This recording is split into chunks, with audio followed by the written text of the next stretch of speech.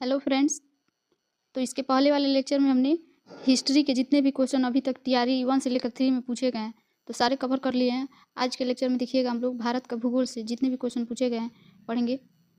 पहला क्वेश्चन है, भारत देश की अधिकतम अंतर्राष्ट्रीय सीमा है किसके साथ बनाती है? ऑप्शन ए है पाकिस्तान के साथ, ऑप्शन बी है नेपाल के साथ, ऑप्शन सी है बांग्लादेश के साथ, ऑप्शन डी उपयुक्त में से एक से अधिक, ऑप्शन ई उपयुक्त में से कोई नहीं।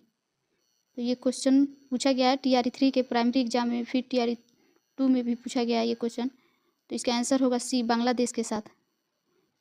भारत की अधिकतम अंतर्राष्ट्रीय सीमा बांग्लादेश के साथ बनाती है। इसका लंबाई है 4096 किलोमीटर तथा नेपाल की है 1751 किलोमीटर के साथ सीमा लगती है। भारत 7 देशों के साथ स्थलीय सीमा साझा करता है। अगला क्वेश्चन देखिएगा, किस रेखांश पर भारतीय मानक समय अपनाया जाता है? तो किस रेखांश पर भारतीय मानक समय अपनाया जाता है?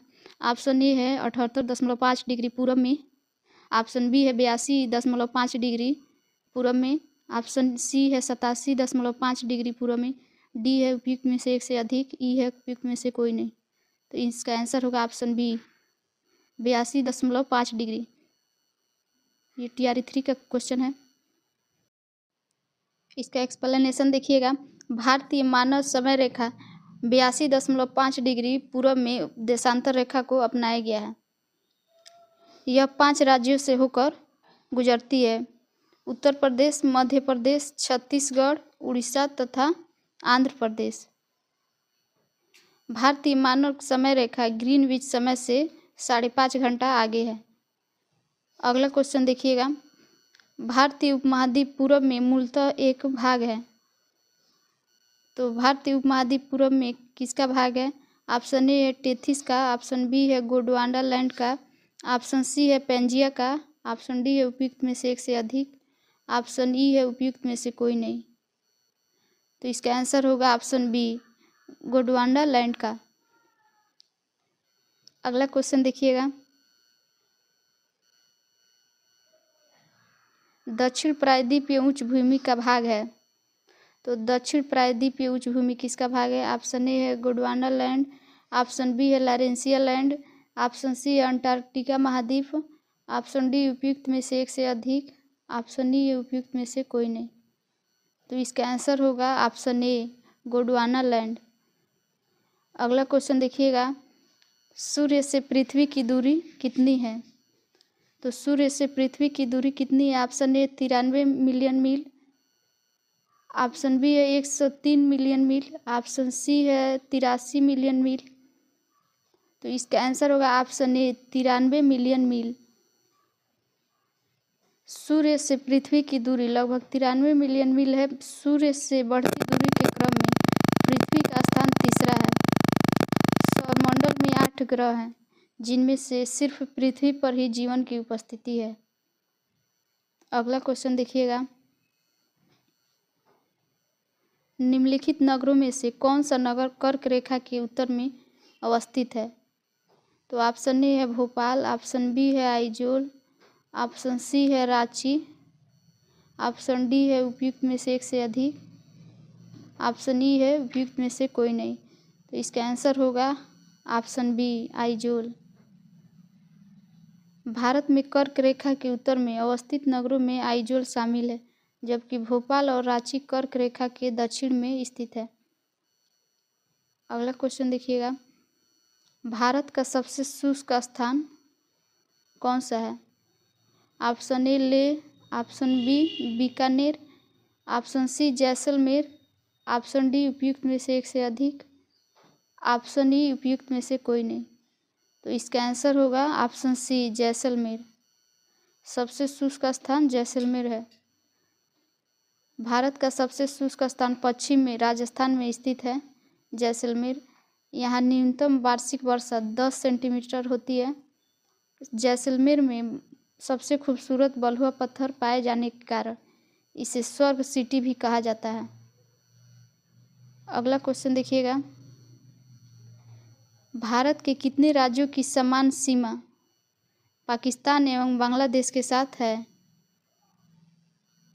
ऑप्शन ए है 6, ऑप्शन बी है 5, ऑप्शन सी है 7, ऑप्शन डी है उपयुक्त में से एक से अधिक, ऑप्शन ई है उपयुक्त में से कोई नहीं। तो इसका आंसर होगा सी। 7 राज्यों के साथ पाकिस्तान और बांग्लादेश की सीमा लगती है। इसका एक्सप्लेनेशन देखिएगा। भारत की सीमा 9 देशों से संलग्न है, जिनमें से 7 देशों से स्थलीय तथा 2 देशों से समुद्री सीमाएं साझा करती है। पाकिस्तान की सीमा 5 राज्यों केंद्र शासित प्रदेश जैसे जम्मू कश्मीर, लद्दाख, पंजाब, राजस्थान और गुजरात से तथा बांग्लादेश की सीमा 5 राज्यों से लगती है। पहला है पश्चिम बंगाल, दूसरा मेघालय, तीसरा मिजोरम, चौथा त्रिपुरा और पांचवा है असम। भारत के किसी भी राज्य की सीमा पाकिस्तान एवं बांग्लादेश से साझा रूप से संलग्न नहीं है। अगला क्वेश्चन देखिएगा।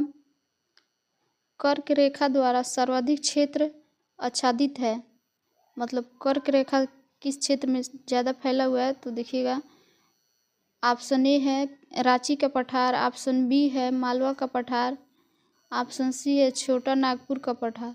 इसका आंसर होगा ऑप्शन बी, मालवा का पठार।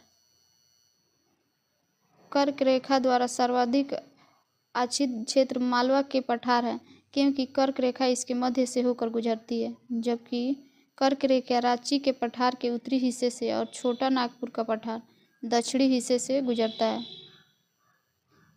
इनके लिए सबसे कम क्षेत्रफल को आच्छादित करता है। अगला क्वेश्चन देखिएगा। उत्तराखंड का कौन सा जिला तिब्बत सीमा से नहीं लगा है?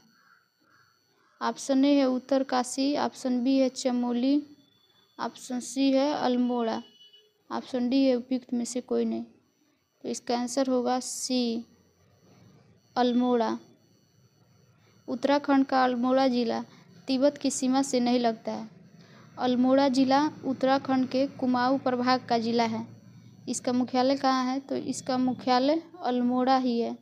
और यह समुद्र तल से कितना ऊंचा है? तो यह समुद्र तल से 1638 मीटर ऊंचा है। अगला क्वेश्चन देखिएगा। किस पठार पर कर्क रेखा तथा भारतीय मानक समय रेखा एक दूसरे को काटती है? Option A Bundelkhand, option B Baghelkhand, option C Malwa, option D उपयुक्त में से कोई नहीं। तो इसका आंसर होगा ऑप्शन बी, बघेलखंड। बघेलखंड पठार पर कर्क रेखा तथा भारतीय मानक समय रेखा एक दूसरे को काटती है। बघेलखंड का क्षेत्र मध्य प्रदेश और छत्तीसगढ़ में फैला हुआ है। छत्तीसगढ़ के सूरजपुर जिले में स्थित महानदी के तट पर भैंसा मुंडा भारत का एकमात्र स्थान है जहां से कर्क रेखा और भारतीय मानक समय रेखा एक दूसरे को काटते हैं। अगला क्वेश्चन देखिएगा। मैदानी, पर्वतीय और पठारी क्षेत्रों से पूछा गया। भारत के कुल भूमि क्षेत्र में पर्वतों का कितना % हिस्सा है? तो ऑप्शन ए है 30%, बी है 27%, ऑप्शन सी है 40%। तो इसका आंसर होगा ऑप्शन ए 30%। भारत के कुल भूमि क्षेत्र में पर्वतों का हिस्सा 30% है। यह गंगा और यमुना जैसी कई पवित्र नदियों प्रणाली को जन्म देते हैं जो हिमालय से होकर निकलती है। क्वेश्चन देखिएगा। भौगोलिक क्षेत्रफल के अनुसार भारत की निम्नलिखित भौतिक फिजियोग्राफी इकाइयों को आरोही क्रम में व्यवस्थित कीजिए। ऑप्शन ए है केंद्रीय उच्च भाग, ऑप्शन बी है महान तटीय मैदान, ऑप्शन 4 है उत्तरी पर्वत। तो नीचे दिए गए कूट का प्रयोग कर सही उत्तर का चुनाव करना है। तो देखिएगा, इसका आंसर होगा ऑप्शन ई। भारत के कुल भौगोलिक क्षेत्रफल पर विभिन्न स्थलाकृतियों का विस्तार इस प्रकार है।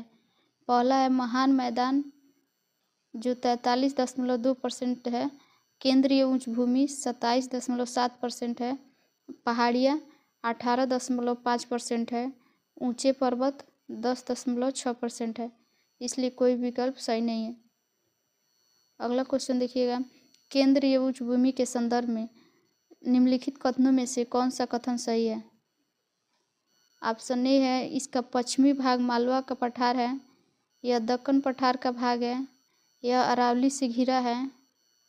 ऑप्शन डी है उपयुक्त में से एक से अधिक, ऑप्शन ई है उपयुक्त में से कोई नहीं। इसका आंसर होगा ऑप्शन डी, उपयुक्त में से एक से अधिक। एक्सप्लेनेशन देखिएगा इसका। केंद्रीय उच्च भूमि अरावली पर्वत श्रेणी से घिरा है, इसका पश्चिमी भाग मालवा का पठार है। अरावली श्रेणी पालनपुर से होकर राजस्थान दिल्ली तक जाती है।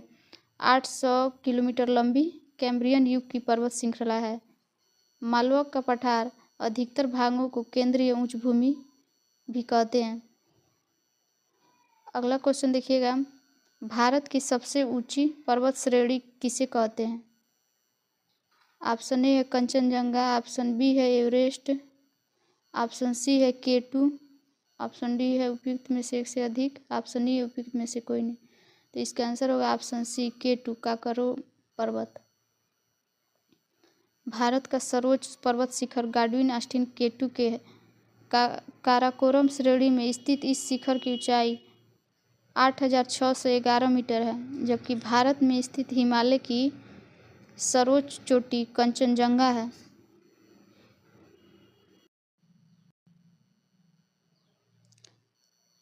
सिक्किम के उत्तर पश्चिम भाग में नेपाल और भारत की सीमा पर स्थित कंचनजंगा दुनिया की तीसरी सबसे ऊंची पर्वत श्रेणी है। 8586 मीटर यानी कि 28,159 फीट की ऊंचाई वाली ये चोटी की माउंट एवरेस्ट से महज 262 मीटर कम है।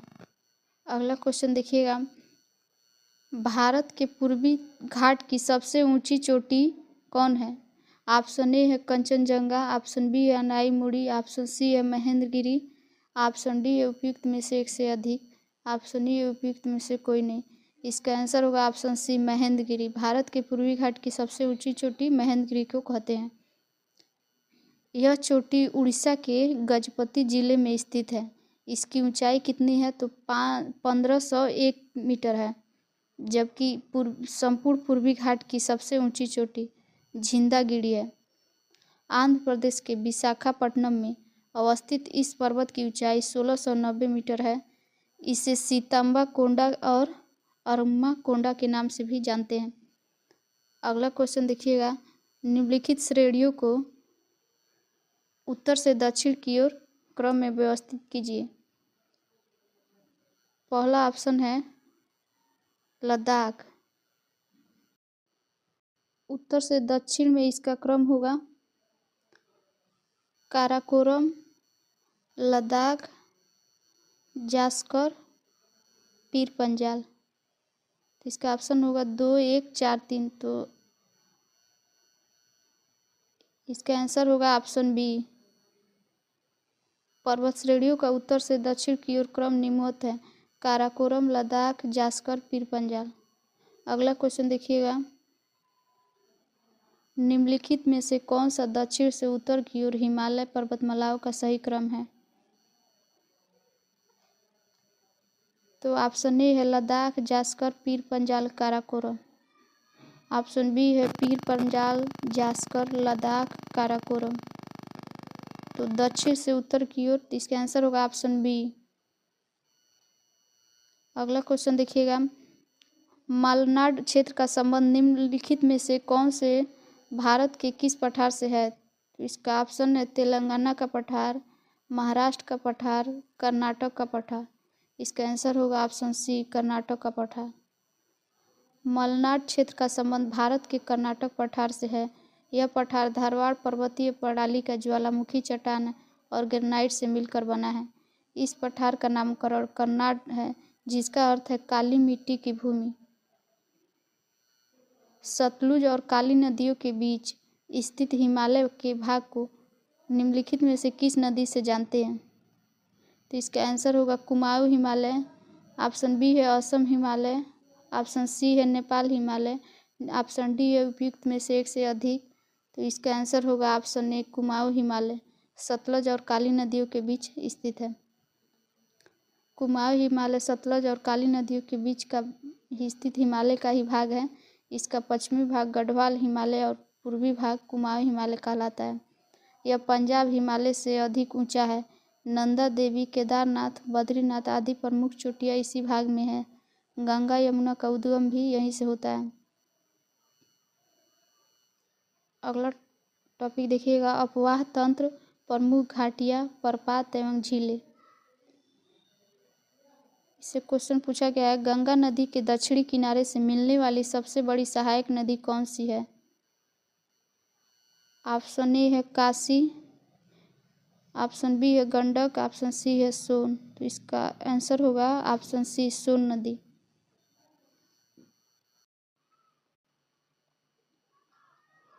गंगा नदी के दक्षिणी किनारे से मिलने वाली सबसे बड़ी सोन नदी 780 किलोमीटर है। गंगा की लंबाई 2525 किलोमीटर है। यमुना की लंबाई 1376 किलोमीटर है। गंगा नदी में दाहिनी ओर से मिलने वाली भारत की सबसे लंबी नदी है। गंगा ब्रह्मपुत्र मिलकर विश्व का सबसे ऊंचा डेल्टा का निर्माण करता है। अगला क्वेश्चन देखिएगा, शांत घाटी किस राज्य में स्थित है? तो शांत घाटी ऑप्शन ए है पश्चिम बंगाल, ऑप्शन बी है असम, ऑप्शन सी है केरल। इसका आंसर होगा ऑप्शन सी, केरल में है। केरल में शांत घाटी स्थित है, जिसे फूलों की घाटी उत्तराखंड में स्थित है। 23 नंबर क्वेश्चन है, कारगिल किस नदी के किनारे स्थित है? ऑप्शन ए है सुरु नदी, ऑप्शन बी है झेलम नदी, ऑप्शन सी है सिंधु नदी। इसका आंसर होगा ऑप्शन ए, सुरु नदी। कारगिल सुरु नदी किनारे स्थित है। सुरु नदी सिंधु नदी की सहायक नदी है। 24 नंबर क्वेश्चन है, किस नदी के किनारे को पश्चिम बंगाल सरकार टी पार्क के रूप में विकसित करने की योजना है? Option A Hooghly, option B Brahmaputra, option C Ganga. इसका आंसर होगा ऑप्शन ए, हुगली नदी।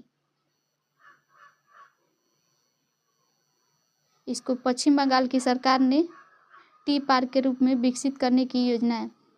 अगला क्वेश्चन है, बाल्टेरो हिमनद अवस्थित है? ये TRE 3 में 6 to 8 के एग्जाम में पूछा गया था। ऑप्शन ए है पीर पंजाल, ऑप्शन बी है जास्कर, ऑप्शन सी है काराकोरम, ऑप्शन डी है उपयुक्त में से एक से अधिक, ऑप्शन ई है उपयुक्त में से कोई नहीं। इसका आंसर होगा ऑप्शन सी, काराकोरम। बाल्टेरो हिमनद काराकोरम में स्थित है। इसका एक्सप्लेनेशन देखिएगा,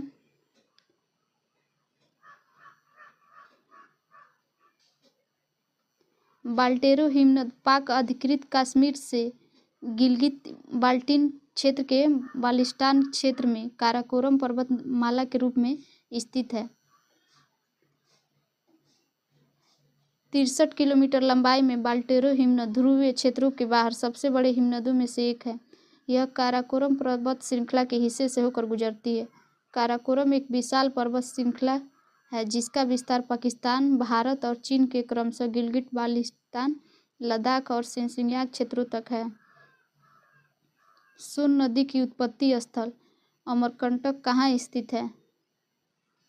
ऑप्शन ए मैकाल श्रेणी, ऑप्शन बी मकालू श्रेणी, ऑप्शन सी राजमौलिक पहाड़ियाँ, उपयुक्त में से एक से अधिक। तो इसका आंसर होगा ऑप्शन ए, मैकाल श्रेणी। अमरकंटक एक पवित्र शहर एवं गंतव्य स्थल है जो मध्य प्रदेश के अनूपपुरम जिले में मैकाल पर्वत श्रृंखला पर स्थित है, जो विंध्याचल और सतपुड़ा पर्वत श्रृंखला को जोड़ता है। अमरकंटक समुद्र तल से 1067 मीटर पे है। यहाँ से नर्मदा और सोन नदी निकलती है। अगला क्वेश्चन देखिए, गंगा नदी के तट पर स्थित कौन सा शहर है? Option A Prayagraj, option B Calcutta, option C Bhopal, option D उपयुक्त में से एक से अधिक। इसका आंसर होगा ऑप्शन ए, प्रयागराज। गंगा नदी के तट पर स्थित प्रमुख शहर प्रयागराज, कानपुर, वाराणसी और हरिद्वार है। गंगा का उद्गम गोमुख हिमालय में हुआ है, जो भारत की सबसे लंबी नदी 2500 से 2525 किलोमीटर है। इसका मुहाना बंगाल की खाड़ी में है। यह प्रदेश के 28 जिलों से होकर बहती है। अगला क्वेश्चन देखिएगा, कौन सी नदी भारत और नेपाल के बीच सीमा बनाती है? ऑप्शन ए है Gandak, option B Kosi, option C Kali, option D एक से अधिक, option E none of the above. इसका आंसर होगा ऑप्शन सी काली नदी। काली नदी अथवा महाकाली नदी भारत और नेपाल के बीच सीमा बनाती है। 1916 में नेपाल और ब्रिटिश भारत के बीच हस्ताक्षरित सुगौली के संधि के तहत काली नदी को भारत के साथ नेपाल की पश्चिमी सीमा का निर्धारित किया गया। सुगौली कहाँ है? तो बिहार में है। चाप झील, ऑक्सबो झील जिसे कहते हैं, कहाँ पाया जाता है? ऑप्शन ए है हिमनद, ऑप्शन बी है नदी घाटी, ऑप्शन सी रेगिस्तान, ऑप्शन डी एक से अधिक, ऑप्शन ई है उपयुक्त में से कोई नहीं।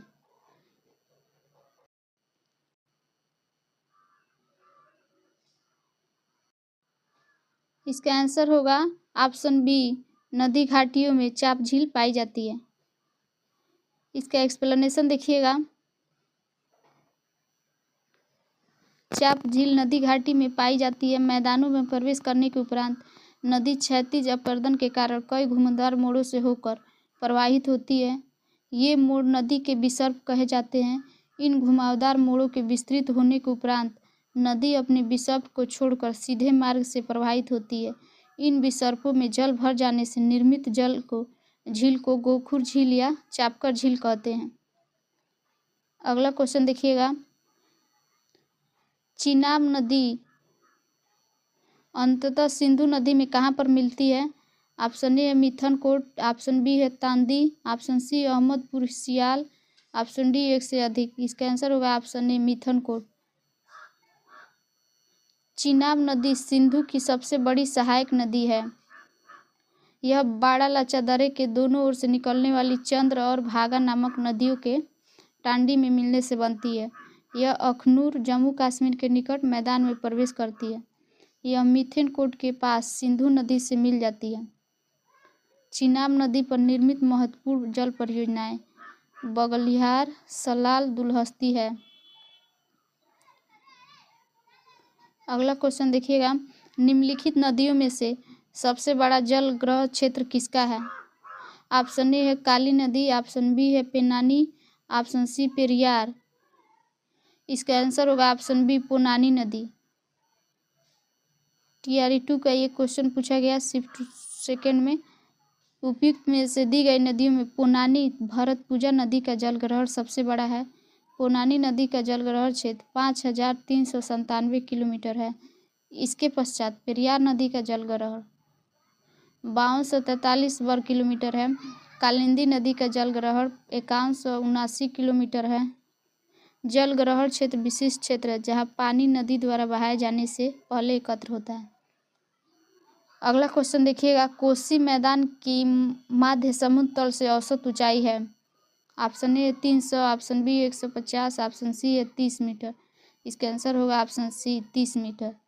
कोसी मैदान की माध्य समुद्र तल से औसत ऊंचाई 30 मीटर है। 33 नंबर क्वेश्चन है।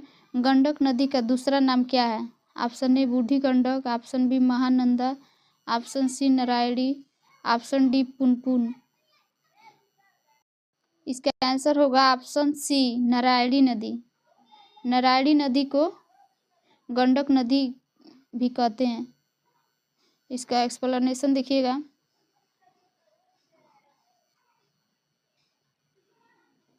गंडक नदी का दूसरा नाम नारायणी है।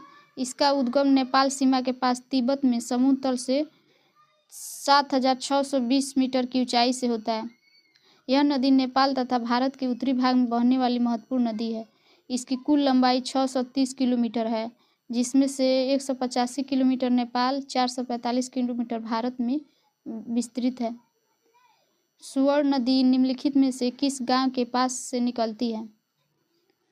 ऑप्शन ए है Ormanjhi, option B Mandar, option C है हेहल, ऑप्शन बी नगड़ी। इसका आंसर होगा ऑप्शन डी नगड़ी। सुवर्ण रेखा नदी झारखंड में रांची के नगड़ी नामक स्थान से निकलती है, जो उड़ीसा से गुजरते हुए बंगाल की खाड़ी में गिरती है। इसका प्रमुख सहायक नदी राडू, काचू और खरकई है। 35 नंबर क्वेश्चन है। जलप्रपात और नदी के निम्नलिखित जोड़ों में से कौन सा जोड़ा सही सुनियमित नहीं है, मतलब इसमें से कौन सा ऑप्शन गलत है। ऑप्शन ए है जोग शरावती, ऑप्शन बी है कपिल धारा कावेरी, ऑप्शन सी धुआंधार गोदावरी, ऑप्शन डी उपयुक्त में से एक से अधिक, ऑप्शन ई उपयुक्त में से कोई नहीं। इसका आंसर होगा ऑप्शन डी। एक्सप्लेनेशन देखिएगा इसका। धुआंधार जलप्रपात मध्य प्रदेश के जबलपुर जिले में नर्मदा नदी पर स्थित है, न कि गोदावरी नदी पर, जबकि कपिलधारा जलप्रपात नर्मदा नदी पर स्थित है, न कि कावेरी नदी पर। गरसोपा जलप्रपात पश्चिमी कर्नाटक के शिंगो जिले में शरावती नदी पर स्थित दूसरा सर्वोच्च जलप्रपात है। इसका नया नाम महात्मा गांधी जलप्रपात है।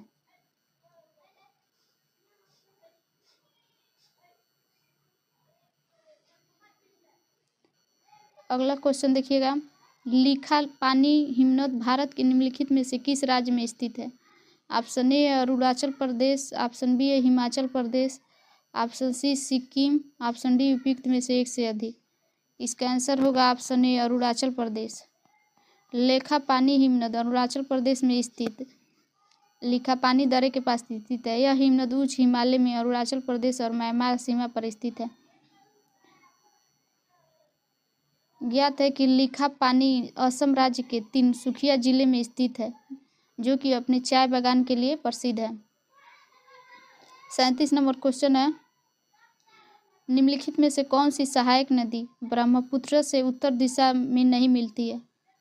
तो इसका आंसर होगा option A Subanagiri, option B Belsiri, option C Manas, option D उपयुक्त में से एक से अधिक, ऑप्शन ई उपयुक्त में से कोई नहीं। इसका आंसर होगा ऑप्शन ई।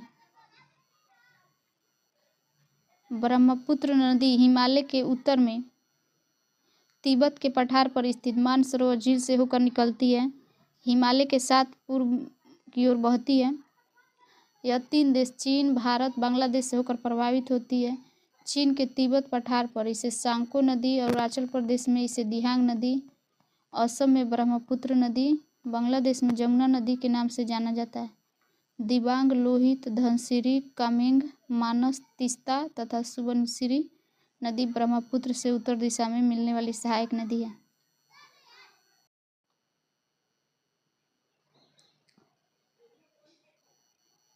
और 38 नंबर क्वेश्चन देखिएगा। बाढ़ को रोकने की सबसे उत्तम विधि है।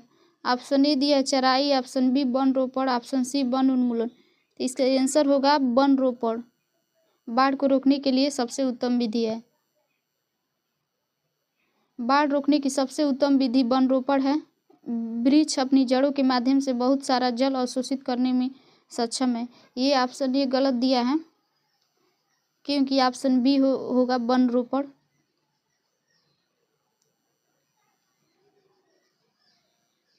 अगला क्वेश्चन देखिएगा 39 नंबर। प्रति व्यक्ति प्रति वर्ष जल उपलब्धता के आधार पर भारत का विश्व में कौन सा स्थान है। ऑप्शन ए 123वां, ऑप्शन बी 133वां, ऑप्शन सी 140, ऑप्शन डी 100वां। तो इसका आंसर होगा ऑप्शन बी 133वां। विश्व संसाधन संस्था के अनुसार प्रति व्यक्ति प्रति वर्ष जल उपलब्धता के मामले में भारत 164 देशों में से 133वें स्थान पर है। भारत में प्रति व्यक्ति प्रति वर्ष जल उपलब्धता मात्र 1544 क्यूबिक मीटर है, जो वैश्विक औसत 3000 क्यूबिक मीटर से काफ़ी कम है। 40 नंबर क्वेश्चन देखिएगा। निम्नलिखित में से कहाँ अक्टूबर और नवंबर के महीने में भारी वर्षा होती है। ये क्वेश्चन TRE 2 में पूछा गया था, जो 15 दिसंबर को हुआ था। ऑप्शन ए है गारो खासी जयंतिया की पहाड़ी, ऑप्शन बी है कोरोमंडल, ऑप्शन सी छोटा नागपुर, ऑप्शन डी है उपयुक्त में से एक से अधिक, ऑप्शन ई है उपयुक्त में से कोई नहीं। तो इसका आंसर होगा ऑप्शन बी कोरोमंडल तट पर अक्टूबर और नवंबर महीने में भारी वर्षा होती है। इसका एक्सप्लेनेशन देखिएगा। अक्टूबर और नवंबर के महीने में लौटते मानसूनी पवनों के द्वारा बंगाल की खाड़ी से जलवाष्प ग्रहण करने के बाद तमिलनाडु के तटीय क्षेत्रों में कोरोमंडल में भारी वर्षा होती है, जबकि उत्तर भारत में शीत ऋतु में होने वाली वर्षा पश्चिमी विक्षोभ के कारण होती है। तो 41 नंबर क्वेश्चन देखिएगा, शीत ऋतु में तमिलनाडु के तटीय क्षेत्र में वर्षा होने का कारण क्या है? तो इसका ऑप्शन ए दिया है लौटते हुए दक्षिण पश्चिम मानसून। इसका आंसर होगा ऑप्शन ए लौटते हुए दक्षिण पश्चिम मानसून। अगला क्वेश्चन देखिएगा,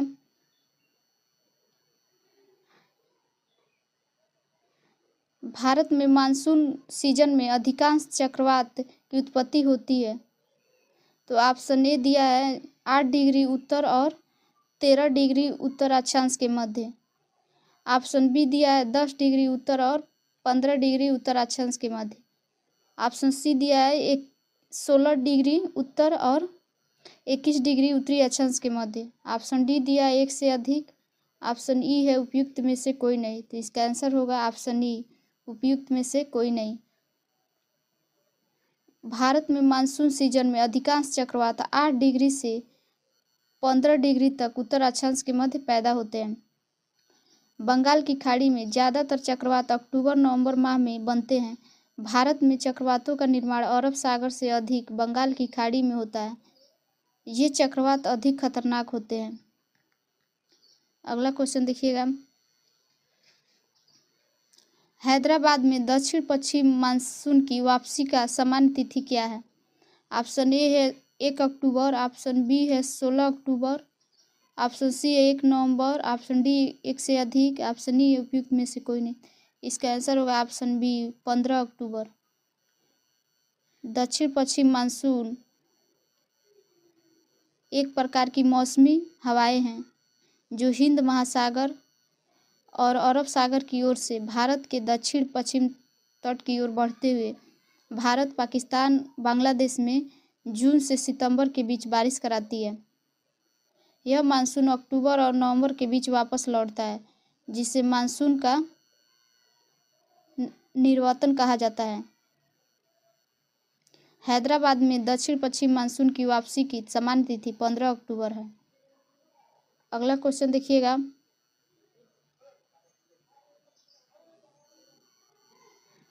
त्रिवार्था के अनुसार भारत की जलवायु किस प्रकार की है? ऑप्शन ए है सवाना प्रकार। ऑप्शन बी है उपोष्ण मानसूनी जलवायु।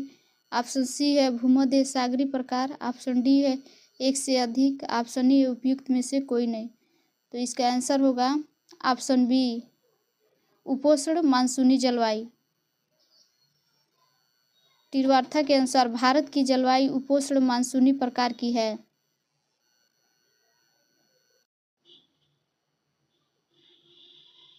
भूमध्य रेखा के दोनों ओर 30 डिग्री से 45 डिग्री अक्षांशों के मध्य भूमध्य सागरीय जलवायु क्षेत्र विद्यमान है। इसका विस्तार महाद्वीप के पश्चिम क्षेत्रों में पाया जाता है। इस प्रकार की जलवायु में ग्रीष्म ऋतु में वर्षा होती है। यह रसेदार प्रकृति के फलों का उत्पादन होता है। अगला क्वेश्चन देखिएगा,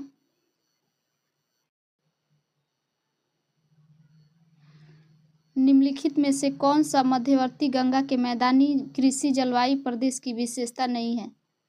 इसका ऑप्शन ए है यह गंगा और उसकी सहायक नदियों के अपवाह क्षेत्र में स्थित है। इसका 2 से अधिक राज्यों में विस्तार है। यहाँ प्रति वर्ष 100 सेंटीमीटर से अधिक वर्षा होती है। डी उपयुक्त में से 1 से अधिक। ई उपयुक्त में से कोई नहीं। तो इसका आंसर होगा ऑप्शन ई, यानी कि सारे आंसर सही हैं। तो इसका पूछा है कि कौन सा विशेषता नहीं है, तो कृषि जलवायु के ये सारे विशेषता हैं। Option A, option B, option C और ऑप्शन डी। इसका एक्सप्लेनेशन देखिएगा,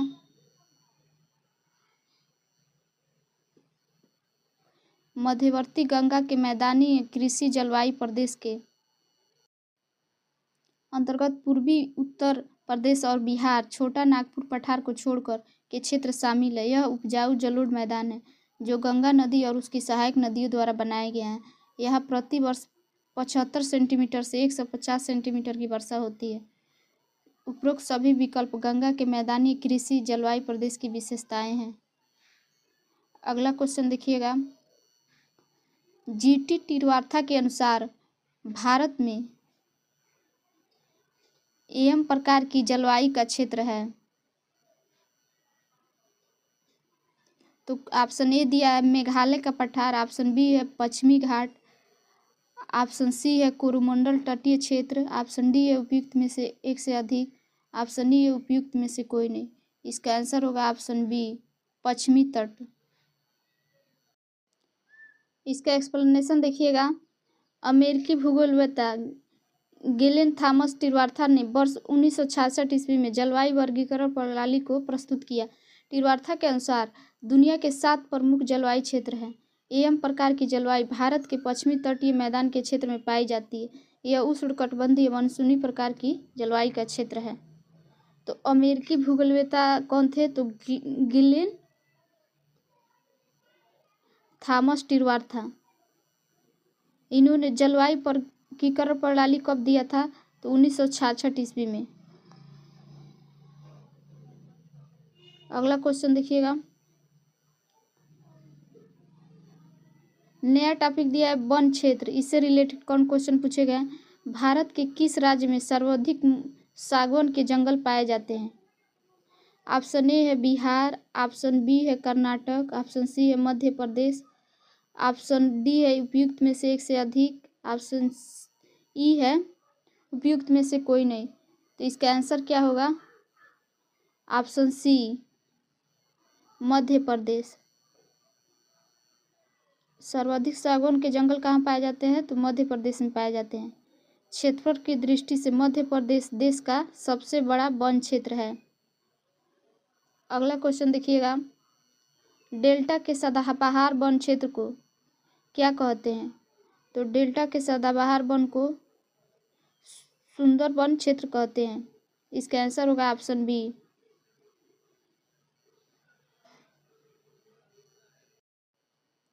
इसका एक्सप्लेनेशन देखिएगा, गंगा डेल्टा के सदाबहार वन क्षेत्र को सुंदर वन कहा जाता है।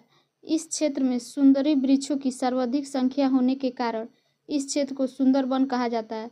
यह विश्व के सबसे बड़े मैंग्रोव क्षेत्रों में से एक है। यह गंगा, ब्रह्मपुत्र और मेघना नदियों के डेल्टा पर अवस्थित है। इसका अगला क्वेश्चन देखिएगा, कांटेदार जंगल नहीं पाए जाते हैं।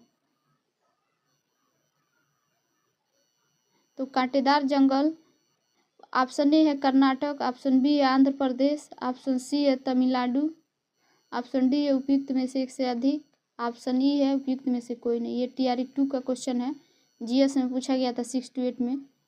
इसका आंसर होगा ऑप्शन सी तमिलनाडु में।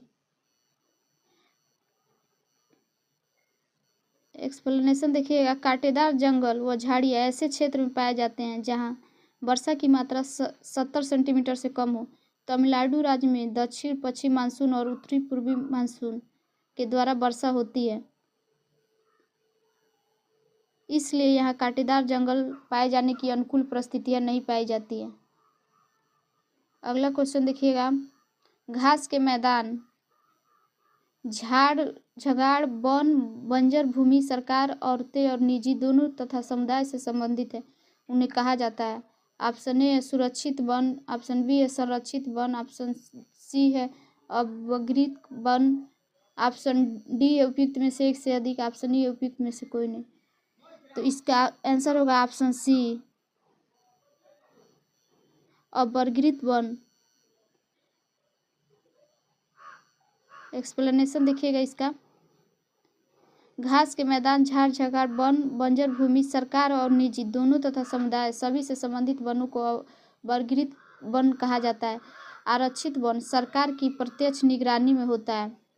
संरक्षित वन सरकार द्वारा देखभाल की जाती है, इसमें लोगों को कुछ छूट होती है। आरक्षित वन में सरकार प्रत्यक्ष निगरानी करता है, और जो अवर्गीकृत वर्ग है उसमें घास के मैदान, झाड़ झगाड़ वन, बंजर भूमि आदि निजी और समुदाय दोनों प्रकार की होती है।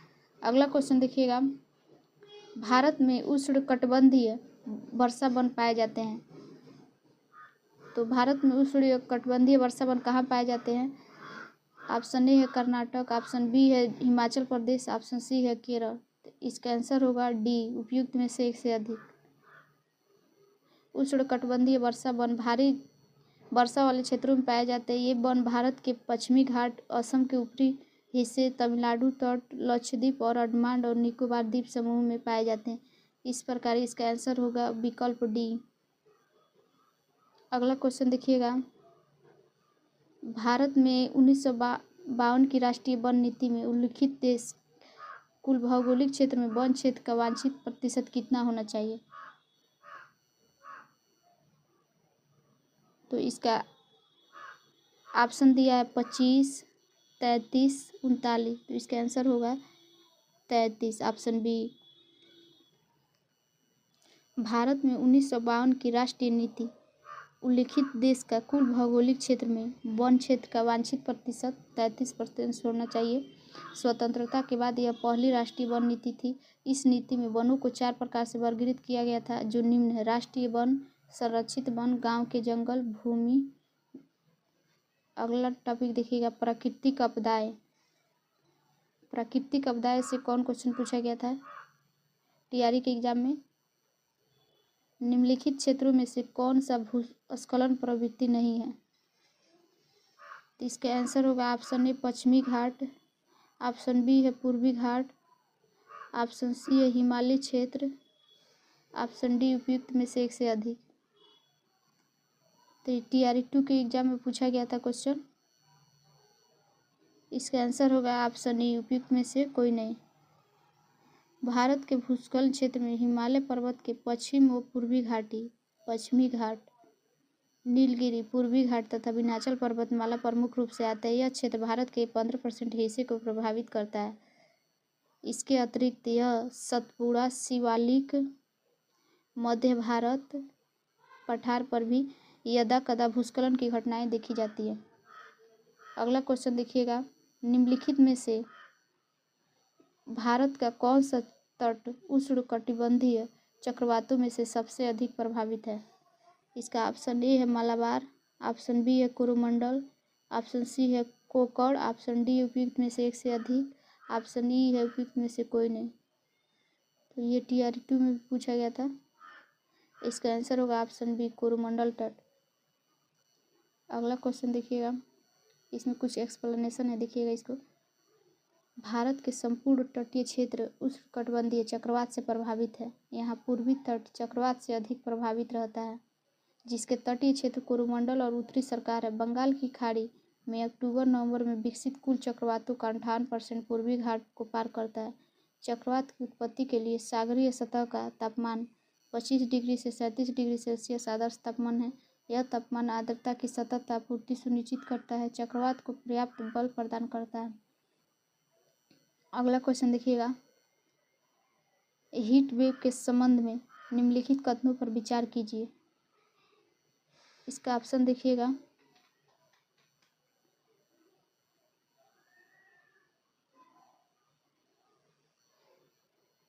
ऑप्शन ए दिया, यदि किसी मैदान के इलाके का अधिकतम तापमान कम से कम 30 डिग्री सेल्सियस या इससे अधिक तक पहुंच जाती है तो उसे हीट वेव कहते हैं। ऑप्शन बी दिया, यदि किसी पहाड़ी इलाके का अधिकतम तापमान कम से कम 40 डिग्री या इससे अधिक पहुंच जाता है तो उसे हीट वेव माना जाता है। तो इसका आंसर क्या होगा? इसका आंसर कोई नहीं होगा, ऑप्शन डी, न तो 1 और न 2। यदि किसी मैदानी इलाके का अधिकतम तापमान कम से कम 40 डिग्री सेल्सियस या इससे अधिक पहुंच जाता है तो उसे हीट वेव माना जाता है। ये यहाँ पहाड़ी दिया है, लेकिन ये मैदानी इलाके की तापमान 40 डिग्री से अधिक पहुंच जाए तो इसे हीट वेव तापमान कहते हैं। और पहाड़ी इलाके का अधिकतम तापमान 30 डिग्री सेल्सियस से अधिक पहुंच जाता है तो उसे हीट वेव माना जाता है।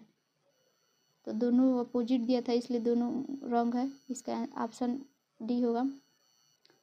नया टॉपिक देखिएगा, चट्टान, शैल और मृदा। मृदा को पलवार करना संबंधित है। तो ऑप्शन ए है खरपतवार को बढ़ाने से रोकने के लिए, ऑप्शन बी है मृदा की उर्वरता एवं स्वास्थ्य की बढ़ोतरी से, ऑप्शन सी है मृदा की नमी को बनाए रखने से, ऑप्शन डी है उपयुक्त में से एक से अधिक। तो इसका आंसर होगा ऑप्शन सी, मृदा की नमी बनाए रखने से। मृदा की पालावार मल्चिंग का मुख्य उद्देश्य मृदा की नमी को बनाए रखना है।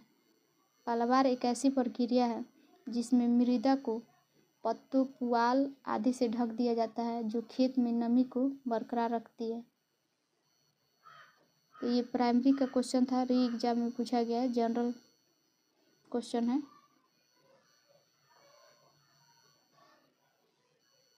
अगला क्वेश्चन है, गंगा का मैदान किस प्रकार की मिट्टी से भरा है? तो इसका ऑप्शन ए है काली मिट्टी, ऑप्शन बी है लाल मिट्टी, ऑप्शन सी है जलोढ़ मिट्टी, ऑप्शन डी है उपयुक्त में से एक से अधिक, ऑप्शन ई है उपयुक्त में से कोई नहीं। तो इसका आंसर होगा ऑप्शन सी, जलोढ़ मिट्टी।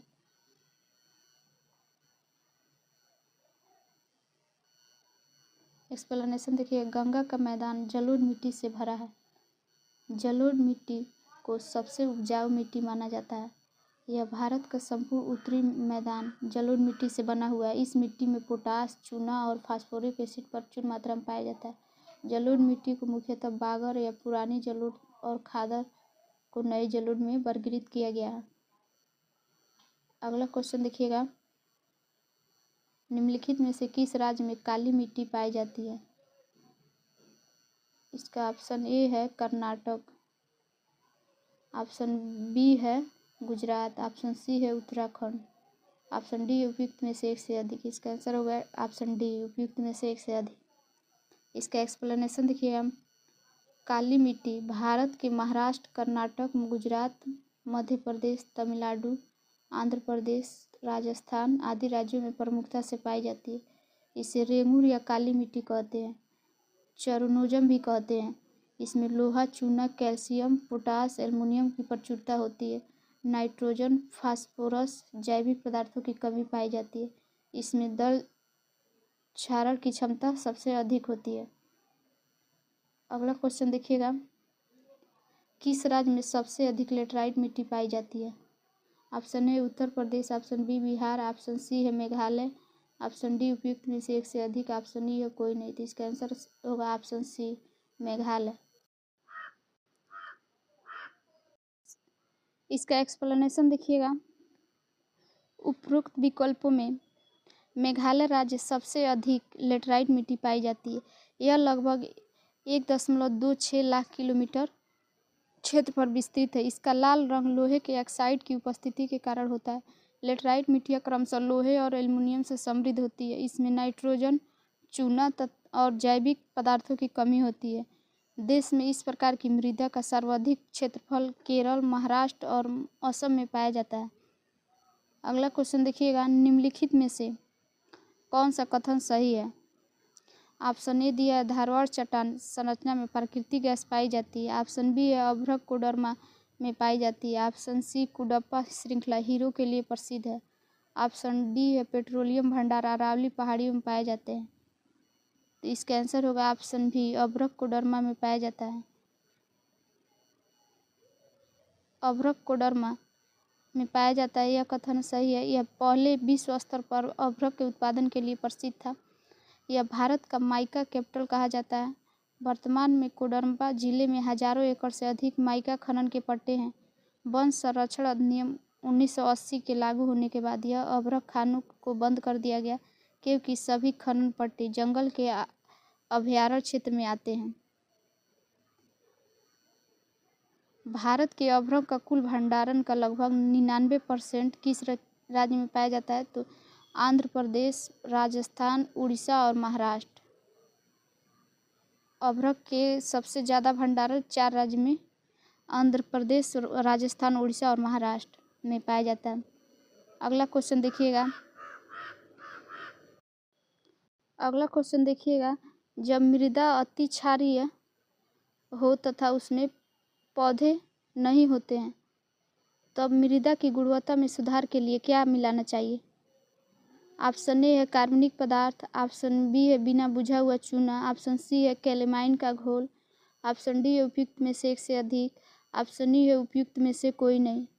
तो इसका आंसर होगा कार्बनिक पदार्थ। आगे देखिएगा,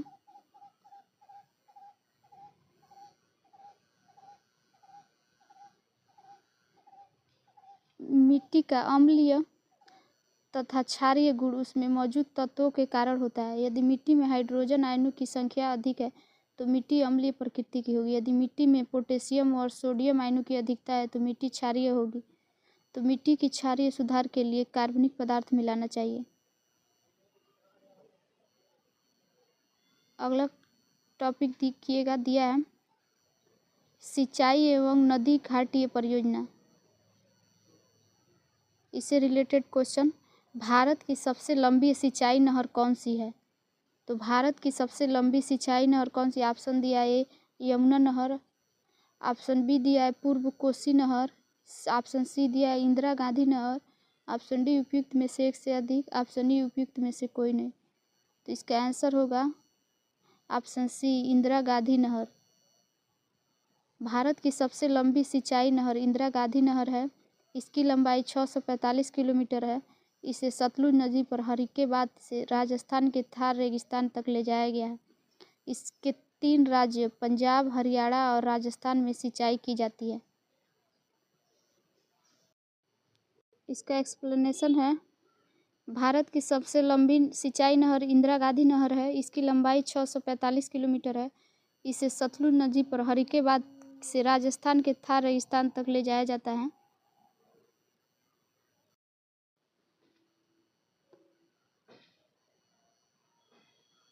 निम्नलिखित में से कौन सा भारत की सबसे लंबी नहर कहलाती है?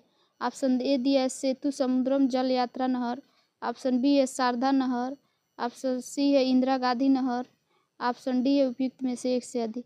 इसका आंसर होगा ऑप्शन सी इंदिरा गांधी नहर। अगला क्वेश्चन देखिएगा, भारत में पानी की सर्वाधिक उपयोग किस प्रयोजन के लिए किया जाता है?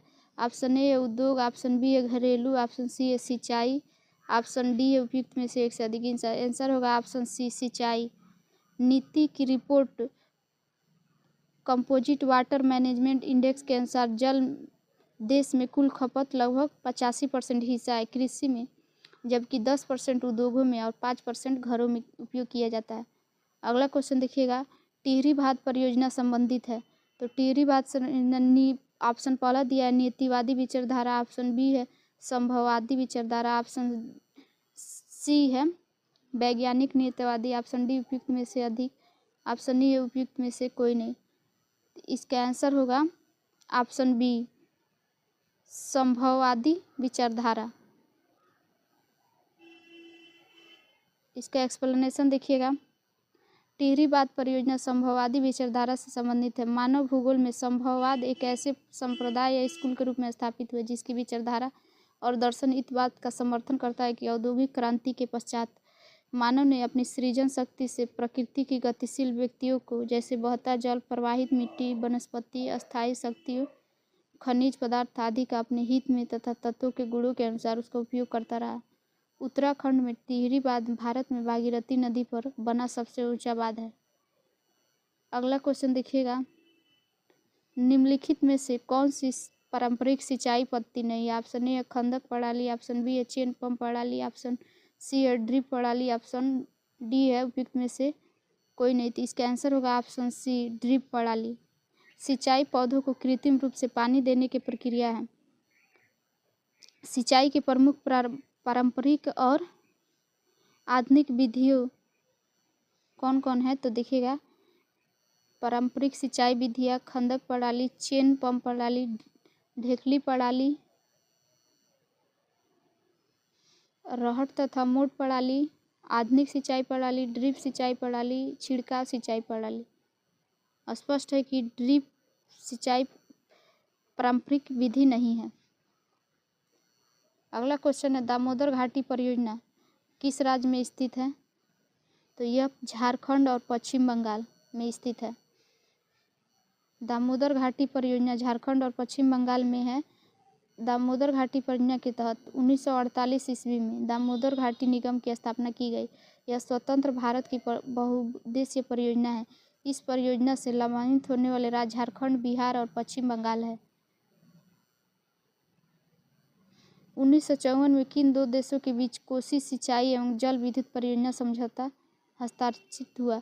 तो ऑप्शन ए है भारतवर्ष और बांग्लादेश, ऑप्शन बी है भारतवर्ष और चीन, ऑप्शन सी है भारतवर्ष और नेपाल, ऑप्शन डी है उपयुक्त में से एक से अधिक। तो इसका आंसर होगा ऑप्शन सी, भारत और नेपाल। 1954 में कोसी परियोजना हुई थी। अगला क्वेश्चन देखिएगा, निम्नलिखित में से कौन सा बांध महानदी पर स्थित है? तो इसका आंसर होगा हीराकुंड बांध, ऑप्शन बी है दुधवा बांध, ऑप्शन सी है घुमराव पदर बांध। तो इसका आंसर होगा ऑप्शन डी, हीराकुंड बांध तथा दुधवा बांध महानदी पर स्थित है। महानदी प्रणाली उड़ीसा राज्य की सबसे बड़ी और प्रायद्वीपीय भारत की तीसरी बड़ी नदी है। नदी का जल संग्रहण छत्तीसगढ़, मध्य प्रदेश, उड़ीसा, झारखंड और महाराष्ट्र तक विस्तारित है। इस नदी पर हीराकुंड बांध भारत के सबसे लंबा बांध है। अगला टॉपिक देखिए, खनिज ऊर्जा संसाधन। झारखंड का घाटशिला किस खनिज उत्पादन के लिए प्रसिद्ध है? ऑप्शन ए है बक्साइड, ऑप्शन बी है अभ्रक, ऑप्शन सी है तांबा। तो इसका आंसर होगा ऑप्शन सी, तांबा। झारखंड के पूर्वी सिंह जिले में मौजूद घाटशिला का छोटा सा शहर है जो अपने खनिज संपदा और प्राकृतिक सौंदर्य के लिए प्रसिद्ध है। घाटशिला में यूरेनियम तथा तांबा जैसे खनिजों का बड़ा भंडार पाया जाता है।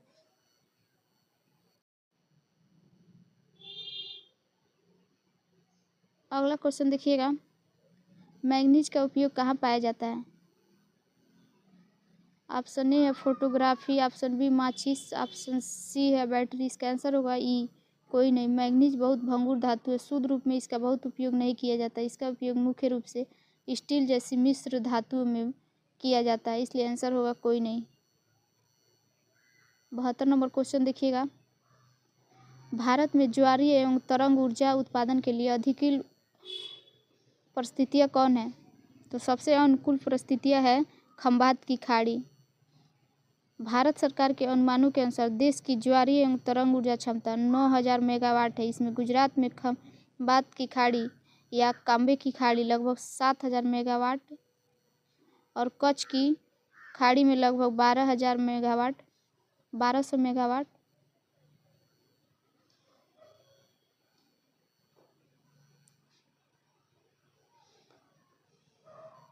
पश्चिम बंगाल के सुंदरगढ़ डेल्टा क्षेत्र में 100 मेगावाट क्षमता शामिल है। अतः स्पष्ट है कि खंभात की खाड़ी में ज्वारीय और तरंग ऊर्जा उत्पादन सबसे अनुकूल दशा में पाई जाती है। 72 नंबर क्वेश्चन है, निम्नलिखित में से कौन सा ऊर्जा का पारंपरिक स्रोत नहीं है? तो ऑप्शन ए है कोयला, ऑप्शन बी प्राकृतिक गैस, ऑप्शन सी पवन ऊर्जा। इसका आंसर होगा ऑप्शन सी, पवन ऊर्जा पारंपरिक स्रोत नहीं है। ऊर्जा के दो स्रोत होते हैं, पारंपरिक स्रोत और गैर पारंपरिक स्रोत। तो पारंपरिक स्रोत में कौन कौन आते हैं? जीवाश्म ईंधन, पेट्रोलियम, कोयला, प्राकृतिक गैस। और गैर पारंपरिक ऊर्जा में पवन ऊर्जा, बायोगैस, नवीकरणीय ऊर्जा संसाधन आते हैं। अगला क्वेश्चन देखिएगा, मोनोजाइट रेत में निम्नलिखित में से कौन सा खनिज पाया जाता है? तो इसका ऑप्शन होगा खनिज तेल, option B uranium, option C thorium. तो इसका आंसर होगा ऑप्शन सी थोरियम। मोनोजाइट रेत में थोरियम खनिज पाया जाता है। भारत में मोनोजाइट रेत मुख्य रूप से केरल के तट पर पाया जाता है। थोरियम का रासायनिक प्रतीक TH है और परमाणु क्रमांक 90 होता है। अगला क्वेश्चन देखिएगा,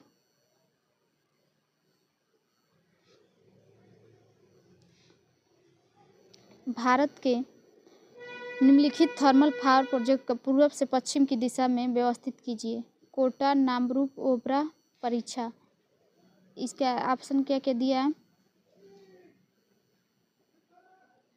2, 1, 4, 3।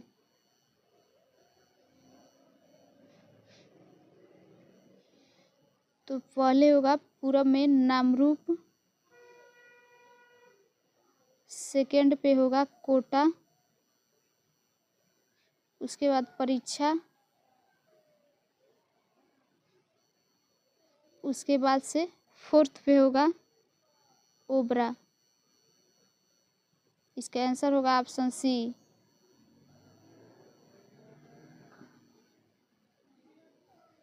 थर्मल पावर प्लांट भारत के राष्ट्रीय पावर ग्रिड में बिजली का सबसे बड़ा हिस्सा योगदान होता है। उपयुक्त विकल्पों में से थर्मल पावर प्रोजेक्टों का पूर्व से पश्चिम का क्रम निम्न है। नामरूप असम में स्थित है। ओबरा उत्तर प्रदेश के सोनभद्र जिले में स्थित है।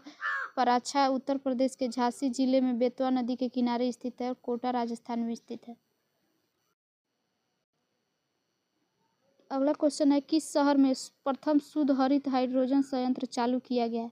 Option A Hyderabad, option B Mumbai, option C Pune, option D उपयुक्त में से एक से अधिक। इसका आंसर होगा ऑप्शन ई, उपयुक्त में से कोई नहीं।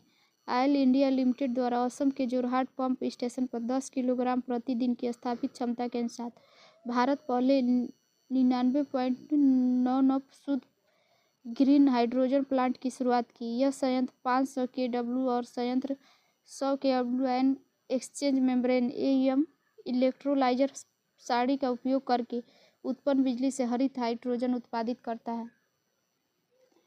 तो असम के जोरहाट पंप पर, इसलिए ऑप्शन ई होगा।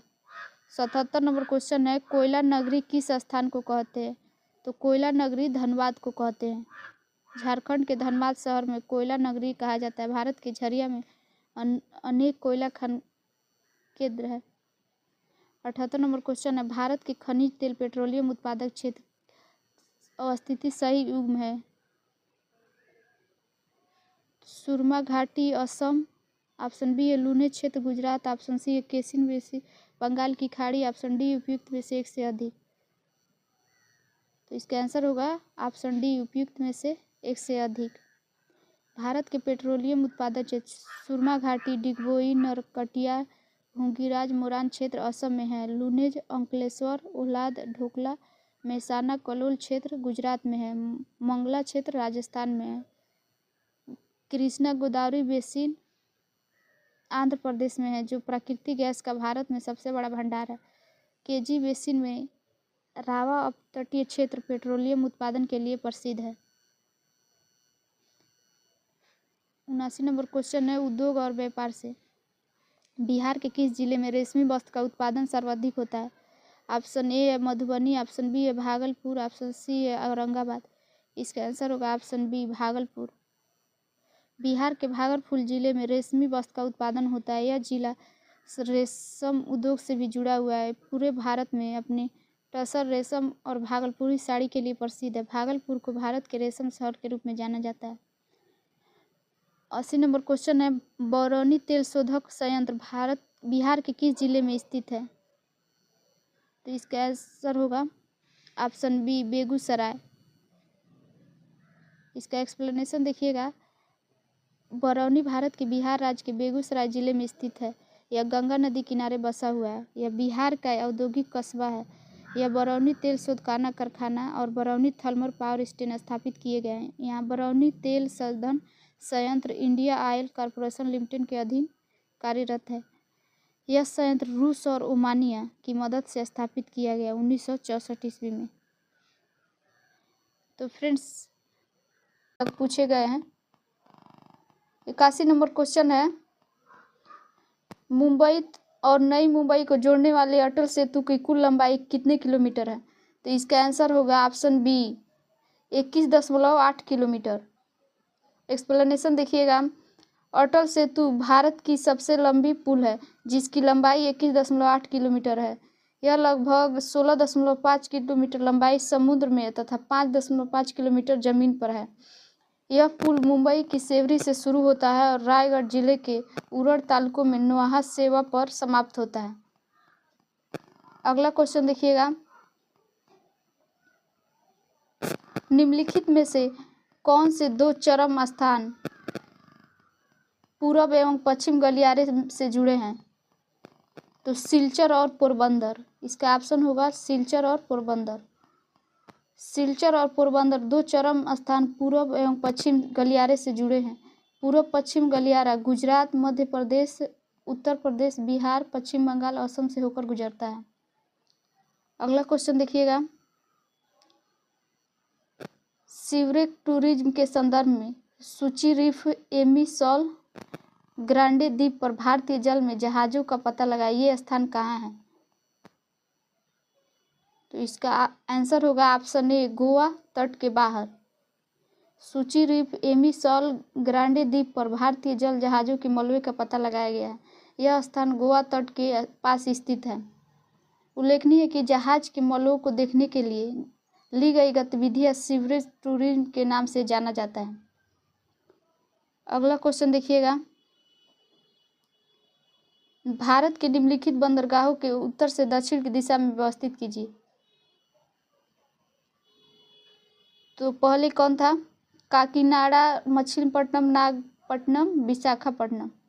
तो इसका आंसर होगा पहले विशाखापट्टनम होगा, उसके बाद से होगा काकीनाडा दूसरे नंबर पे, उसके बाद से तीसरे नंबर पे मछलीपट्टनम और चौथे नंबर पर नागपट्टनम। तो 4, 1, 2, 3 इसका आंसर होगा ऑप्शन बी, विशाखापट्टनम आंध्र प्रदेश, काकीनाडा आंध्र प्रदेश, मछलीपट्टनम आंध्र प्रदेश, नागपट्टनम तमिलनाडु। अगला क्वेश्चन देखिएगा, मध्य प्रदेश का लगभग कितना प्रतिशत क्षेत्रफल भूमि योग्य है? तो इसका आंसर होगा ऑप्शन सी, 50%। मध्य प्रदेश एक कृषि प्रधान अर्थव्यवस्था है। राज्य में कुल 307.56 लाख हेक्टेयर और 152.05 लाख हेक्टेयर भूमि खेत की जमीन है, जो राज्य का लगभग 50% क्षेत्रफल कृषि योग्य है। अगला क्वेश्चन देखिएगा, भारत में हरित क्रांति का श्रेय किसे कहा जाता है? तो इसका आंसर होगा ऑप्शन ए, डॉक्टर MS स्वामीनाथन। भारत में हरित क्रांति का पिता डॉक्टर MS स्वामीनाथन कहा जाता है। 2024 में मरण उपरांत भारत रत्न से सम्मानित किया गया था।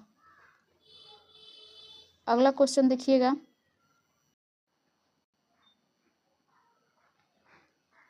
मोटा अनाज को चमत्कारी अनाज और भविष्य की फसल कहा जाता है क्यों? तो इसका ऑप्शन देखिएगा, सूखा सहिष्णु फसल, कुछ बाहरी कारक, पोषण की दृष्टि से चावल और गेहूं के बराबर। इसका आंसर होगा ऑप्शन डी, एक से अधिक। मोटे अनाज को अक्सर उनके असंख्य स्वास्थ्य लाभों और इस तथ्य के कारण चमत्कारी का अनाज कहा जाता है क्योंकि वे कठोर शुष्क वातावरण में पनप सकते हैं जहां अन्य फसलें संघर्ष करती हैं। मोटे अनाज को चमत्कारी अनाज के रूप में माना जाता है। इसके कारण है, पहला है, मोटा अनाज प्रोटीन, फाइबर, विटामिन और खनिज जैसे तत्वों से भरपूर होता है। मोटा अनाज सूखा सहिष्णु फसल, इसमें अन्य फसलों की तुलना में कम पानी, कम कीटनाशक की आवश्यकता होती है, जिससे यह किसानों के लिए पर्यावरण के अनुकूल विकल्प बन जाता है। गेहूं और धान की फसलों के मुकाबले इसमें सॉल्युबल फाइबर के साथ कैल्शियम और आयरन की मात्रा अधिक होती है। अगला क्वेश्चन देखिएगा,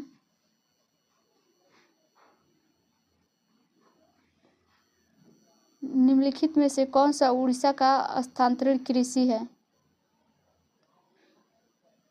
ऑप्शन ए है पोंडू, ऑप्शन बी है पेंडा, सी है बेवार, ऑप्शन डी है एक से अधिक, ऑप्शन डी है उपयुक्त में से कोई नहीं।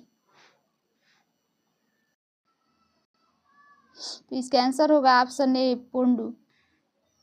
एक्सप्लेनेशन देखिएगा,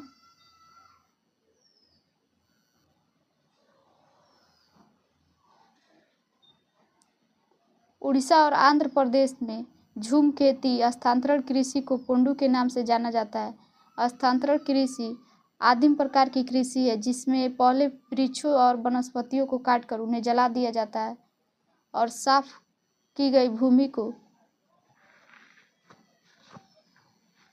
उपकरणों से जुताई करके बीज बो दिए जाते हैं। जब तक मिट्टी में उर्वरता विद्यमान रहती है, इस भूमि पर खेती की जाती है। इसके पश्चात इस भूमि को छोड़ दिया जाता है।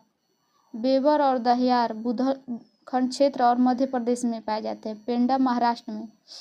अगला क्वेश्चन देखिएगा, फलों एवं सब्जियों की खेती कहलाती है? ऑप्शन ए फूलों की घाटी, ऑप्शन बी है कृषि, ऑप्शन सी है बागवानी, ऑप्शन डी है उपयुक्त में से एक से अधिक। इसका आंसर होगा ऑप्शन सी, बागवानी। इसका एक्सप्लेनेशन देखिएगा, बागवानी के अंतर्गत फलों, फूलों, सब्जियों, मसालों आदि की खेती की जाती है। फूलों की खेती फ्लोरिकल्चर, रेशम कीट पालन सेरीकल्चर, मधुमक्खी पालन एपीकल्चर, मछली पालन पीसीकल्चर, फलों का उत्पादन पोमोलॉजी।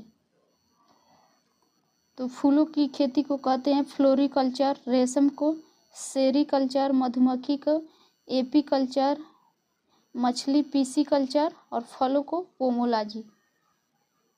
अगला क्वेश्चन देखिएगा,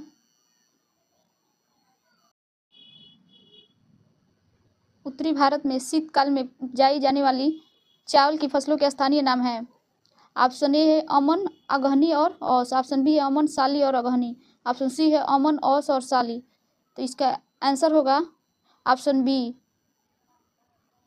अमन, साली और अगहनी। उत्तरी भारत में मई जुलाई से सितंबर दिसंबर तक चावल की फसल उगाई जाती है। उत्तरी भारत में चावल की फसल मई से लेकर जुलाई और सितंबर से लेकर दिसंबर तक उगाई जाती है। शीतकाल में उपजाई जाने वाली चावल की फसल का स्थानीय नाम क्या है? तो अमन है, साली है और अगहनी है। चावल की प्रजाति औस की गर्मियों में पूर्व मानसून वर्षा के साथ बोया जाता है। अगला क्वेश्चन देखिएगा, निम्नलिखित में से कौन सा स्थानांतरित कृषि का स्थानीय नाम है? ऑप्शन ए है बेबर, ऑप्शन बी दहिया, ऑप्शन सी पादू। इसका आंसर होगा ऑप्शन डी, उपयुक्त में से एक से अधिक। स्थानांतरित कृषि को झूमी कृषि भी कहते हैं। यह एक आदिम प्रकार की कृषि है जिसमें वृक्षों को काट कर जला दिया जाता है। साफ की गई भूमि को पुराने उपकरणों से जुताई करके खेती की जाती है और मिट्टी में उर्वरता रहती है। तब तक इस भूमि पर खेती की जाती है। इसके पश्चात इस भूमि को परती छोड़ दिया जाता है। झूम कृषि के स्थानीय नाम और स्थान इस प्रकार हैं। झूम खेती कहाँ होती है? तो उत्तर पूर्वी भारत में। बीबर और डहियार बुंदेलखंड संभाग के मध्य प्रदेश में। दीपा तो ये बस्तर जिला में और पोंडू आंध्र प्रदेश में। अगला क्वेश्चन देखिएगा, निम्नलिखित में से कौन सा मल्चिंग शब्द की व्याख्या करता है? ऑप्शन ए, फसलों के बीच खाली जमीन को पुआल जैसे जैविक पदार्थ की परत से ढक देना। इसके आंसर होगा ऑप्शन ए, फसलों के बीच खाली पड़ी जमीन को खरपतवार, घासों तथा पुआल जैसे जैविक पदार्थों से ढकने की प्रक्रिया को मल्चिंग कहते हैं। जिन पदार्थों से इसे ढका जाता है इसे मल्च कहा जाता है। 93 नंबर क्वेश्चन देखिएगा, निम्नलिखित में से किसकी खेती जायद के मौसम में की जाती है? तो इसका आंसर होगा खरबूज, खीरा, तरबूज। ये ऑप्शन डी। भारत में जायद के मौसम में उगाई जाने वाली प्रमुख फसलें तरबूज, खरबूज, खीरा, ककड़ी, मूंग, जूट, तोरई, भिंडी आदि है। जायद की फसल कब बोई जाती है? तो मार्च में बोई जाती है और जून तक इसे काटा जाता है। भारत की खेती के 3 मौसम होते हैं, रबी, खरीफ, जायद। रबी की फसलों को शीत ऋतु में अक्टूबर से दिसंबर के बीच बोया जाता है और ग्रीष्म ऋतु के आरंभ में अप्रैल से जून के मध्य काटा जाता है। मौसम की प्रमुख फसलें हैं गेहूँ, जौ, मटर, चना। खरीफ की फसल जून जुलाई में मानसून के आगमन के साथ बोई जाती है और अक्टूबर नवंबर शीत ऋतु के आगमन के साथ काटी जाती है। इस मौसम में चावल, कपास, जूट, ज्वार, बाजरा आदि है। तो देखिएगा, खेती में 3 मौसम में होता है, रबी, खरीफ और जायद। रबी किस मौसम में बोया जाता है? तो शीत ऋतु में अक्टूबर से दिसंबर के बीच और ग्रीष्म ऋतु के बीच काटा जाता है। कौन कौन फसल है? तो गेहूँ, जौ, मटर, चना। और उसके बाद से खरीफ की फसल कब बोई जाती है? तो जून जुलाई और अक्टूबर नवंबर में काट ली जाती है। तो इसमें कौन सी फसल है प्रमुख? तो चावल, कपास, जूट, ज्वार, बाजरा इत्यादि। खरीफ का इसके पहले आप देख ही चुके हैं, तरबूज, खीरा, ककड़ी, जूट, भिंडी।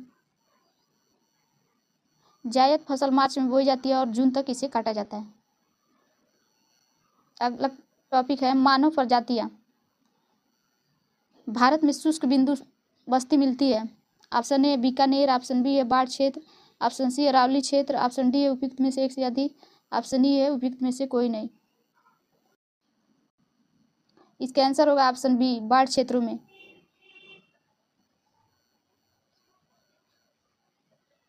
नदी बेसिन के निम्न भागों में बस्तियां नदी वेदिकाओं एवं तटबंधों पर बसाई जाती है क्योंकि ये भाग शुष्क बिंदु के होते हैं। उष्णकटिबंधीय देशों के दलदली क्षेत्रों के निकट लोग अपने मकान स्तंभों पर बनाते हैं जिससे कि बाढ़ और कीड़े मकोड़ों से बचा जा सके, इसलिए ऐसी बस्तियों को शुष्क बिंदु वस्तु कहते हैं। अगला क्वेश्चन देखिएगा, जीवाश्म के आधार पर मानव का उत्पत्ति केंद्र है। ऑप्शन ए अफ्रीका के रिफ्ट घाटी, इसका आंसर होगा ऑप्शन ए अफ्रीका के रिफ्ट घाटी। जीवाश्म के आधार पर मानव का उत्पत्ति केंद्र अफ्रीका महाद्वीप है। अफ्रीका महाद्वीप में मानव प्रजाति की उत्पत्ति मध्य प्लीस्टोसीन युग के अंत में अनुमानित की गई है, जो कि हर्टो प्रथम एवं द्वितीय और ओम्बो किविस प्रथम तथा लेवेंटाइन जैसे जीवाश्मों के अध्ययन पर आधारित है, जिन्हें अफ्रीका महाद्वीप में स्कोहुल और कफजे नामक स्थानों पर प्राप्त किया गया है। दो समुदाय के मध्य सांस्कृतिक संपर्क कहलाता है, इसका आंसर होगा ऑप्शन बी एकल्चरेशन। एक्सप्लेनेशन देखिएगा, दो समुदाय के मध्य सांस्कृतिक संपर्क को एकल्चरेशन कहते हैं। उसे सामाजिक, मनोवैज्ञानिक और सांस्कृतिक बदलाव के रूप में संदर्भित किया जाता है, जिससे एक समाज या संगठन से संबंधित कोई व्यक्ति या समुदाय किसी अलग समुदाय या संगठन के तौर तरीके व मान्यताएं समझकर उसका भाग बनता है।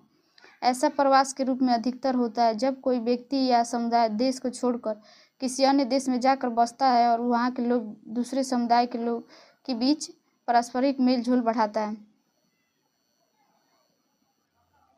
अगला क्वेश्चन देखिएगा, किसी समुदाय को अनुसूचित जनजाति के रूप में घोषित करने के लिए आवश्यक विशेषताएं हैं। ऑप्शन है आदिम लक्षणों के संकेत, ऑप्शन बी है विशिष्ट संस्कृति, ऑप्शन सी है बड़े पैमाने पर समुदायों के साथ संपर्क में शर्म, पिछड़ापन व भौगोलिक अलगाव। इसका आंसर होगा ऑप्शन डी उपयुक्त में से एक से अधिक। टॉपिक है विविध। इससे कौन से क्वेश्चन पूछे गए? भारत का स्थायी मानचित्र किस संगठन के द्वारा बनाया जाता है? इसका आंसर होगा ऑप्शन बी भारतीय सर्वेक्षण के द्वारा। एक्सप्लेनेशन देखिएगा, भारत का स्थलाकृति मानचित्र भारतीय सर्वेक्षण विभाग द्वारा बनाया जाता है। यह विज्ञान और प्रौद्योगिकी विभाग के अंतर्गत भारतीय सर्वेक्षण मानचित्र संगठन है। यह इसकी स्थापना 1767 ईस्वी में की गई है। इसको ये सूची 1 से सूची 2 से मिलाना है, तो इसका आंसर होगा 4 होगा डेल्टा, कंकर होगा बांगर, उसके बाद से ये कयाल होगा तटीय मैदान, मांड होगा पंजाब। तो 2, 3, 4, 1 इसका ऑप्शन होगा बी। अगला क्वेश्चन देखिएगा, 100 नंबर क्वेश्चन है, सूची 1 को 2 से मिलाना है।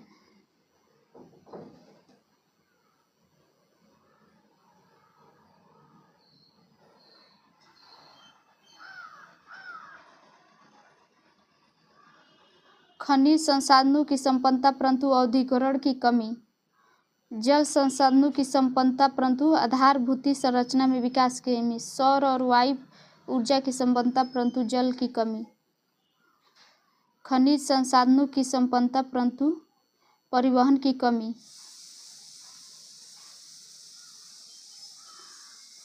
तो देखिएगा इसका,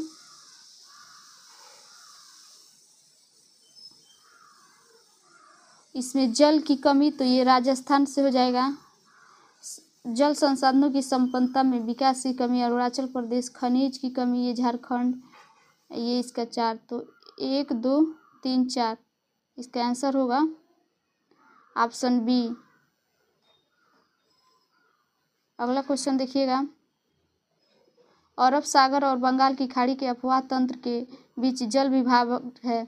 तो ऑप्शन ए है दिल्ली रिज, मालवा का पठार और बुंदेलखंड, ऑप्शन बी है दिल्ली रिज, अरावली पर्वत श्रेणी, सह्याद्री और अमरकंटक की पहाड़ियाँ।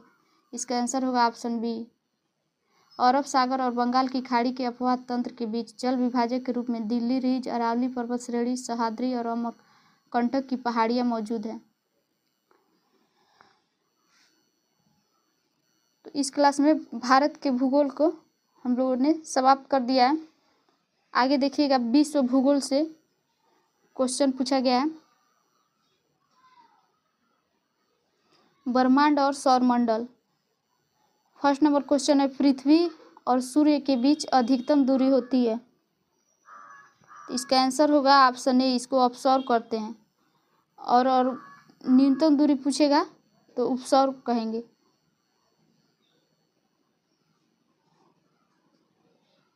सूर्य और पृथ्वी के मध्य अधिकतम दूरी को अपसौर कहते हैं। पृथ्वी सूर्य के चारों ओर दीर्घवृत्ताकार कक्षा में परिक्रमा करती है, जिसके कारण वर्ष में सूर्य और पृथ्वी की दूरी घटती बढ़ती रहती है। दूसरा क्वेश्चन देखिएगा, निम्नलिखित में से कौन सा बृहद ग्रह नहीं है? Option A Mangal, option B Brihaspati, option C Shani. इसका आंसर होगा ऑप्शन ए मंगल। सौरमंडल में आकार छोटे से बड़े के आधार पर 4 बड़े ग्रह बृहस्पति, शनि, अरुण और वरुण है, जबकि मंगल ग्रह आकार में 7वां बड़ा ग्रह है, जो केवल बुध ग्रह से बड़ा है। क्वेश्चन नंबर 3 है, चंद्रमा सदृश ग्रह कौन सा है? Option A Mangal, option B बुध, ऑप्शन सी पृथ्वी। इसका आंसर होगा ऑप्शन बी बुध। ग्रहों में मात्र बुध और शुक्र की दिखने वाली कलाएं होती है। इस प्रकार की कलाएं चंद्रमा में भी पाई जाती है।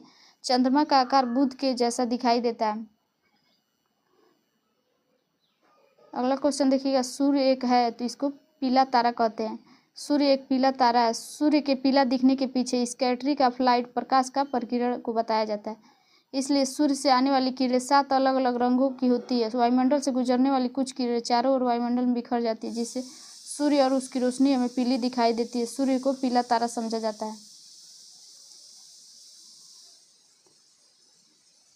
पांचवा क्वेश्चन देखिए, ब्रह्मांड में पल्सर का है तो घूमते हुए न्यूट्रॉन तारे हैं। 1.4 एमएस चंद्रशेखर सीमा कहते हैं। इसकी अधिक द्रव्यमान होने पर मुक्त रूप से इलेक्ट्रॉन अत्यधिक वेग के कारण नाभिक को छोड़कर बाहर चले जाते हैं और न्यूट्रॉन बचे रहते हैं। इसी अवस्था को न्यूट्रॉन तारा या पल्सर तारा कहते हैं।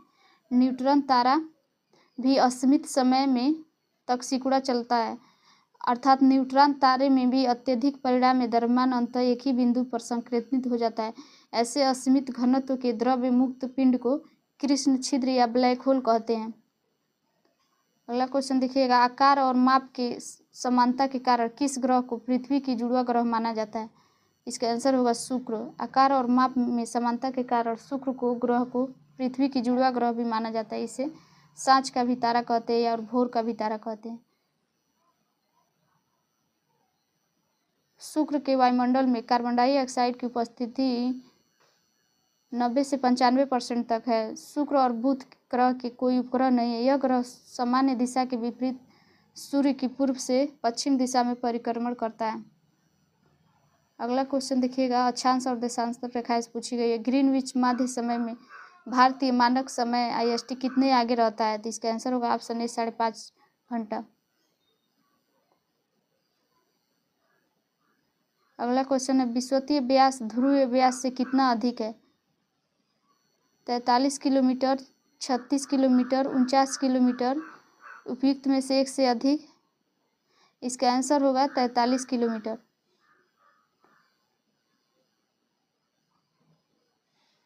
पृथ्वी का भूमध्य रेखीय व्यास विषुवतीय व्यास लगभग 12,756 किलोमीटर है, जबकि ध्रुवीय व्यास 12,713.6 किलोमीटर है। अतः स्पष्ट है कि विषुवतीय व्यास ध्रुवीय व्यास से लगभग 43 किलोमीटर अधिक है। अगला क्वेश्चन है, ग्लोब पर 1 डिग्री अंतराल पर खींची गई अक्षांश रेखाएं कितनी है? इसका आंसर होगा ऑप्शन सी 179।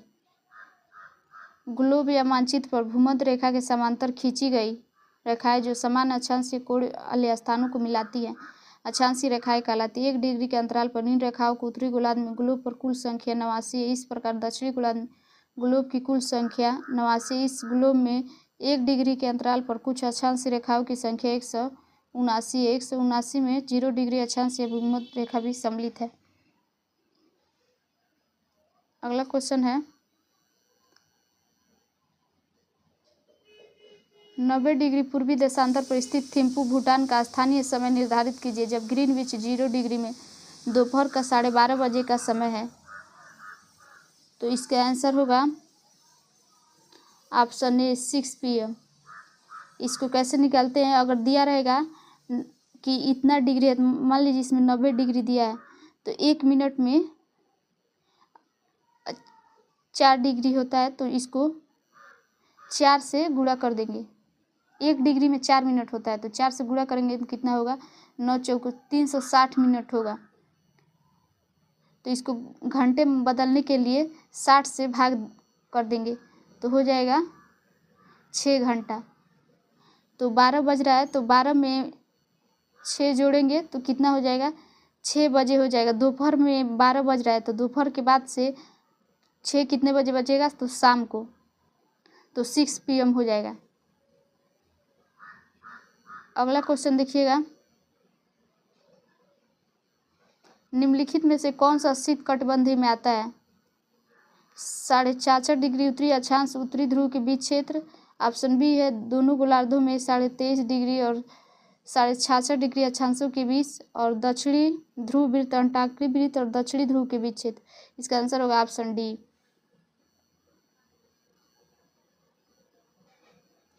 शीत कटिबंधीय पेटी का विस्तार 66.5 डिग्री से 90 डिग्री के बीच दोनों गोलार्धों में होता है। इसमें टैगा, टुंड्रा और हिमाचल प्रदेश आते हैं। शीत कटिबंधीय क्षेत्र दक्षिणी गोलार्ध में दक्षिण ध्रुव की ओर अंटार्कटिक वृत्त के बीच स्थित है। उत्तरी गोलार्ध उत्तरी ध्रुव और अंटार्कटिक बीच स्थित है। भूमध्य रेखा से दूर होने के कारण इन क्षेत्रों में केवल सूर्य की तिरछी किरणें ही पहुंच पाती हैं। और इसके आगे क्वेश्चन है, यदि ग्रीनविच में दोपहर के 12 बजे है तो ग्रीनविच के 30 डिग्री पूरब में क्या होगा।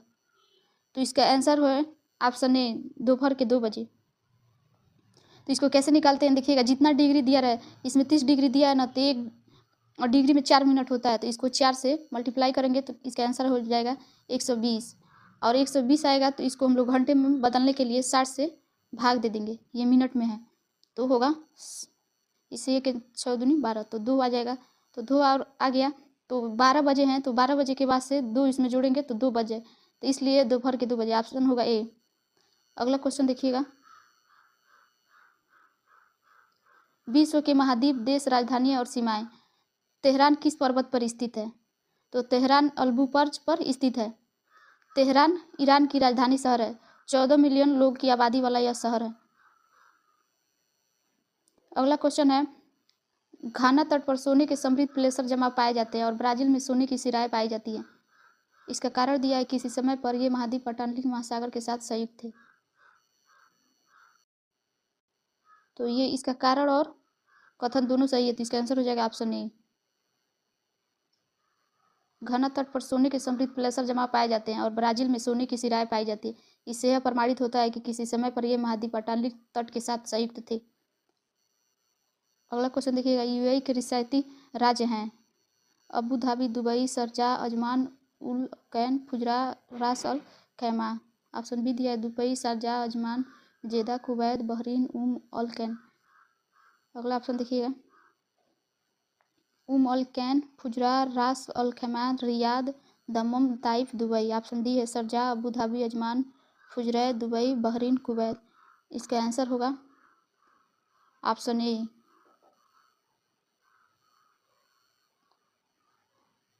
संयुक्त राज्य अमीरात या यूएई को 7 राज्यों में बांटा गया। पहला है अबू धाबी, दूसरा है दुबई, तीसरा शारजाह, चौथा अजमान, पांचवा है अल कैन, छठवा है फुजरा, सातवां है रास अल खैमा। नया टॉपिक देखिएगा, भूगर्भिक इतिहास और शैल तंत्र। इसका क्वेश्चन है, निम्नलिखित क्षेत्रों में से किसकी न्यून हिम रेखा है। तो ऑप्शन देखिए क्या दिया है, भूमध्य रेखीय क्षेत्र, हिमालय क्षेत्र, आल्प्स क्षेत्र। इसका आंसर हो जाएगा आल्प्स क्षेत्र की न्यून हिम रेखा है। पर्वतीय और ध्रुवीय क्षेत्र की वह रेखा जिसके ऊपर वर्ष भर हिम का आवरण रहता है तथा बर्फ पूर्णतः कभी नहीं पिघलती है। उच्च अक्षांशों पर हिम रेखा काफी नीचे होती है। आल्प्स क्षेत्र में हिम रेखा सामान्यतः 2700 मीटर की ऊंचाई तक होती है, जबकि हिमालय क्षेत्र में इसकी ऊंचाई 4500 मीटर है। भूमध्य रेखा क्षेत्र में हिम रेखा सर्वाधिक ऊंचाई पर पाई जाती है। अगला क्वेश्चन देखिएगा, खनिज में निम्नलिखित में से किस चट्टान के स्तर पर जमा होता है। ऑप्शन ए है अवसादी चट्टान, ऑप्शन बी है रूपांतरित चट्टान, ऑप्शन सी है आग्नेय चट्टान। इसका आंसर होगा उपयुक्त में से एक से अधिक, ऑप्शन डी। इसका एक्सप्लेनेशन देखेंगे, खनिज विभिन्न प्रकार के शैलों में पाए जाते हैं। कुछ खनिज आग्नेय शैल में पाए जाते हैं, कुछ कायांतरित शैलों में, जबकि अन्य अवसादी शैलों में पाए जाते हैं। आग्नेय चट्टानों में मुख्य रूप से लोहा, निकिल, तांबा, जस्ता, सीसा, क्रोमाइट, मैंगनीज, सोना आदि प्रमुख होते हैं। अवसादी चट्टानों में खनिज तेल, प्राकृतिक गैस, कोयला के भंडार आदि प्रमुख है। रूपांतरित चट्टान के उदाहरण हाइलाइट, सिस्ट, नीस, क्वार्टाजाइट, मार्बल इत्यादि। अगला क्वेश्चन है, भूपटल के टुकड़े मेंटल में गति द्वारा निरंतर धीमी गति से प्रवाहित होते हैं। इस सिद्धांत को क्या कहा जाता है? ऑप्शन देखिएगा, महाद्वीपीय बहाव सिद्धांत, पैंजिया सिद्धांत, प्लेट टेक्टोनिक सिद्धांत। इसका आंसर होगा ऑप्शन सी, प्लेट टेक्टोनिक सिद्धांत। भूपटल के टुकड़े मेंटल गति में निरंतर धीमी गति से प्रवाहित होते हैं। इस सिद्धांत को प्लेट टेक्टोनिक सिद्धांत कहा जाता है। अगला क्वेश्चन देखिएगा, सेल जिनमें जीवाश्म पाए जाते हैं। इसका आंसर होगा ऑप्शन ए, अवसादी सेल। चट्टानों के पूर्ण होकर नीचे जमा हो जाने से ही अवसादी सेल का निर्माण होता है। इसकी रचना परतों के रूप में होने के कारण इसे परतदार सेल भी कहते हैं। अधिकतर जीवाश्म एवं खनिज तेल इसी प्रकार के चट्टानों में पाए जाते हैं। संपूर्ण भूपृष्ठ के लगभग 75% भाग पर अवसादी सेलों का विस्तार है। नया टॉपिक है पर्वत, पठार और मरुस्थल से। क्वेश्चन देखिएगा, TRE 3 में पूछा गया प्राइमरी में, पर्वत शिखर पर मिलने वाली चट्टानी सतह क्या कहलाती है? तो पर्वत शिखर पर मिलने वाली चट्टानी सतह फेलनशीर कहलाती है। अगला क्वेश्चन है, सहारा किस प्रकार का रेगिस्तान है? तो सहारा गर्म रेगिस्तान है। सहारा दुनिया का सबसे बड़ा गर्म मरुस्थल है। यह अफ्रीका महाद्वीप के उत्तरी हिस्से में स्थित है। 10 अलग अलग देशों से सीमा साझा करता है। यह पृथ्वी के कुल क्षेत्रफल का लगभग 8% भाग पर फैला है। इसका क्षेत्रफल 9.2 मिलियन वर्ग किलोमीटर है, जो अफ्रीका के 31% भाग को कवर करता है। अगला क्वेश्चन देखिएगा, निम्नलिखित में से कौन सा युवा वलित पर्वत नहीं है? इसका आंसर होगा option A, Aravalli, option B, Andes, option C, अल्प्सियन, ऑप्शन डी उपयुक्त में से एक से अधिक, ऑप्शन ई उपयुक्त में से कोई नहीं। तो युवा वलित पर्वत कौन नहीं है? तो इसका आंसर होगा ऑप्शन डी।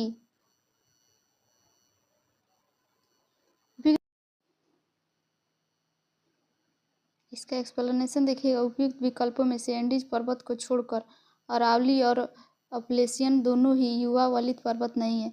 ये प्राचीन वलित और मोड़दार पर्वत है। यूराल पर्वत, अरावली पर्वतमाला और अप्लेसियन पुराने वलित पर्वत के उदाहरण है। जब चट्टानों में पृथ्वी की आंतरिक शक्तियों के कारण मोड़ व वलन पड़ता है तो उसे वलित या मोड़दार पर्वत कहते हैं।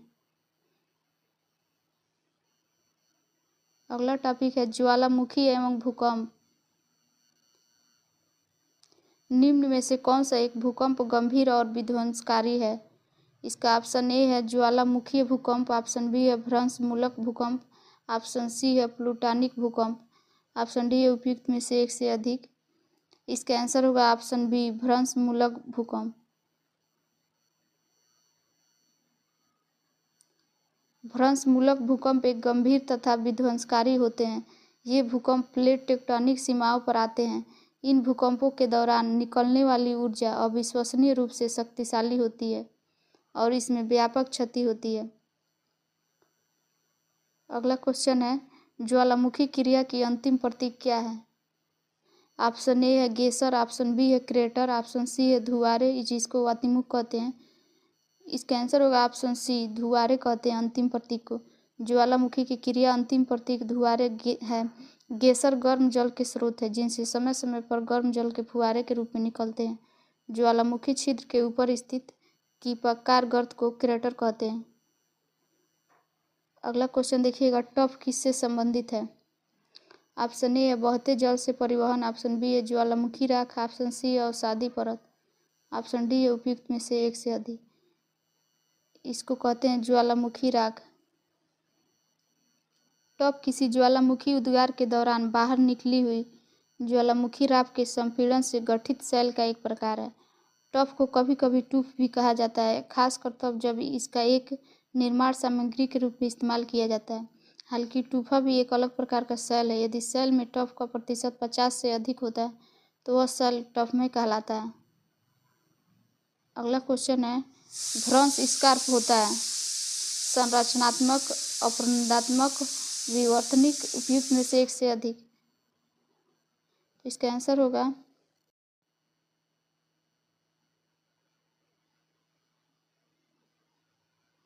Option C, विवर्तनिक।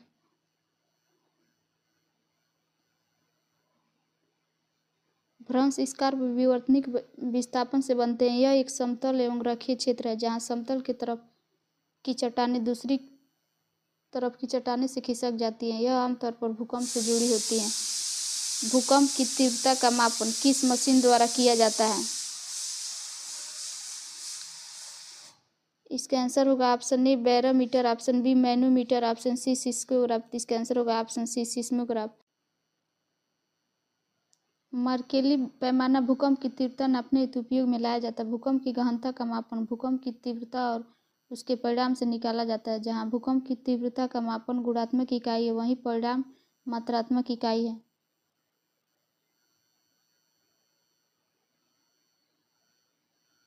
अगला क्वेश्चन देखिएगा, भूकंप के संबंध में निम्नलिखित में से कौन सा कथन सत्य है? पी तरंगे अनुप्रस्थ तरंगे है। धरातल पर उद्गम केंद्र के स्थान को अधिकेंद्र कहते हैं। जानवरों के व्यवहार का अध्ययन स्थानीय लोगों द्वारा अपनाई गई भूमि के भविष्यवाणी तरीकों में से एक है।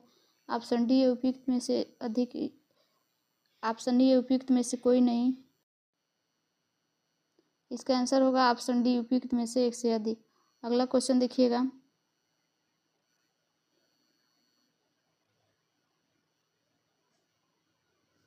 निम्नलिखित में से कौन सी उथली झील है? तो खारी झील को उथली झील भी कहते हैं। उथली झील पलाया का एक प्रमुख उदाहरण जिसे खारी झील या साल्ट पैन होती है। रेगिस्तान में पवन के अपघर्षण से बने गर्तों में जब वर्षा जल जमा हो जाते हैं तो कुछ समय के लिए छिछली झीलें बन जाती है। ऐसी उथली झीलों को ही पलाया झील कहते हैं। पलाया को अलग अलग नामों से जाना जाता है, जो नमक सैलेट, नमक मार, सलादा, सलार नामक पैन या क्षार फ्लैट सलीना है। अगला क्वेश्चन देखिएगा, सतह क्षेत्रफल के हिसाब से विक्टोरिया झील दुनिया की तीसरी सबसे बड़ी मीठे पानी की झील है। यह अफ्रीका की महान झीलों में से एक है। इसकी सीमा 4 देशों तंजानिया, युगांडा, रवांडा और केन्या से लगती है। चौथा है, विक्टोरिया झील से निकलने वाली एकमात्र धारा नील नदी है, जो युगांडा के जिंजा के पास झील से बाहर निकलती है। तो इसमें से कौन गलत है? तो फर्स्ट वाला है और थर्ड वाला। 2 और 4 सही। तो इसका आंसर होगा डी। अगला क्वेश्चन देखिएगा, इसका एक्सप्लेनेशन देख लीजिएगा। विक्टोरिया झील अफ्रीका महाद्वीप में स्थित है। यह अफ्रीका की सबसे बड़ी और मीठे पानी की दूसरी सबसे बड़ी झील है। इसकी सीमा 3 देशों केन्या, युगांडा और तंजानिया से लगती है। विक्टोरिया झील श्वेत नील नदी का उद्गम स्रोत है। विषुवत रेखा इस झील से होकर गुजरती है। अगला क्वेश्चन है, निम्न में से कौन सा कथन उत्तरी अमेरिका और महाद्वीप को लेक सुपीरियर के बारे में सत्य है? यह विश्व का खारे जल का सबसे बड़ा झील समूह है। यह कनाडा और यूएसए के मध्य भौगोलिक सीमा बनाती है।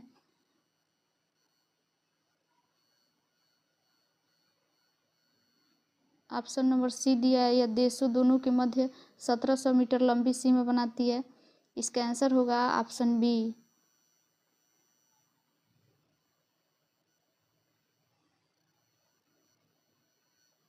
यह कनाडा और यूएसए के मध्य भौगोलिक सीमा बनाती है।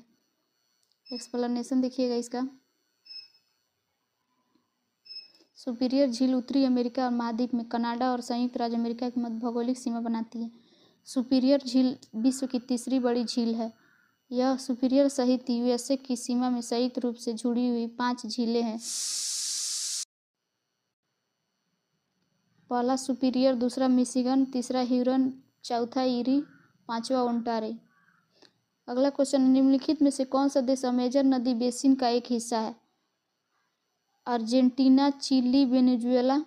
इसका आंसर होगा ऑप्शन सी वेनेजुएला। अमेजन नदी विश्व की सर्वाधिक और द्वितीय सबसे लंबी नदी है। यह दक्षिण अमेरिका के महाद्वीप में एंडीज पर्वत से निकलती है और दक्षिण अमेरिका, पेरू देश, ब्राजील, बोलिविया और इक्वाडोर, कोलंबिया, वेनेजुएला, गुयाना और सूरिनाम के जलस्रोत से प्रवाहित होती हुई अंटार्कटिक महासागर में गिरती है। अगला क्वेश्चन है, महासागरीय और जलधाराएं से पूछा गया क्वेश्चन है, एल नीनो धारा कहाँ प्रवाहित होती है? तो ऑप्शन ए है प्रशांत महासागर। इसका आंसर होगा ऑप्शन ए प्रशांत महासागर। एल नीनो धारा प्रशांत महासागर में प्रवाहित होती है। एल नीनो एक जलवायु पैटर्न है जो पूर्वी उष्णकटिबंधीय प्रशांत महासागर के सतही जल से असामान्य रूप से तापन की स्थिति को दर्शाता है। अगला क्वेश्चन देखिएगा, पनामा नहर निम्नलिखित में से किसको जोड़ती है? ऑप्शन ए अंटार्कटिक महासागर, ऑप्शन बी प्रशांत महासागर। इसका आंसर होगा अंटार्कटिक और प्रशांत महासागर, ऑप्शन ए। अगला क्वेश्चन देखिएगा, वायुमंडल और से पूछा गया, वायुमंडल अपनी अधिकतम ऊर्जा प्राप्त करती है दीर्घ पार्थिव विकिरण से। तो इसका आंसर होगा ऑप्शन ए दीर्घ पार्थिव विकिरण से। वायुमंडल अपनी अधिकतम ऊर्जा दीर्घ पार्थिव विकिरण तरंगों से प्राप्त करती है। पृथ्वी को जो सूर्य ताप प्राप्त होता है वह लघु तरंगों के रूप में होता है, परंतु यह तरंगें वायुमंडल को गर्म नहीं करती। यह तरंगें पृथ्वी से टकराकर दीर्घ पार्थिव विकिरण के रूप में वायुमंडल में प्रवेश करती है, उसे गर्म कहते हैं। वायुमंडल में ऑक्सीजन का बृहद और उच्च स्रोत है। ऑप्शन ए जंगल के प्रकाश संश्लेषण से, ऑप्शन बी है समुद्री पौधों के प्रकाश संश्लेषण से। तो वायुमंडल का ऑक्सीजन समुद्री पौधों के प्रकाश संश्लेषण से, इसका आंसर होगा ऑप्शन बी। इसके पश्चात जंगल के पौधों से प्राप्त होता है। समुद्री पौधे फाइटोप्लैंक्टन, केल्प, शैवाल आदि सबसे ज़्यादा ऑक्सीजन पैदा करते हैं। अगला क्वेश्चन देखिएगा, ओजोन के बारे में कुछ तथ्य हैं। यह उच्च तरंगदैर्घ्य की विकिरणों को अवशोषित करता है। यह वायुमंडल की अत्यधिक अस्थायी गैस है। यह मध्य मंडल में पाई जाती है। उपयुक्त में से एक से अधिक, इसका आंसर होगा निम्नलिखित में से कौन सा विकल्प पृथ्वी की सतह से शुरू होकर वायुमंडल की परतों का सही क्रम है। तो पहले होता है क्षोभ मंडल,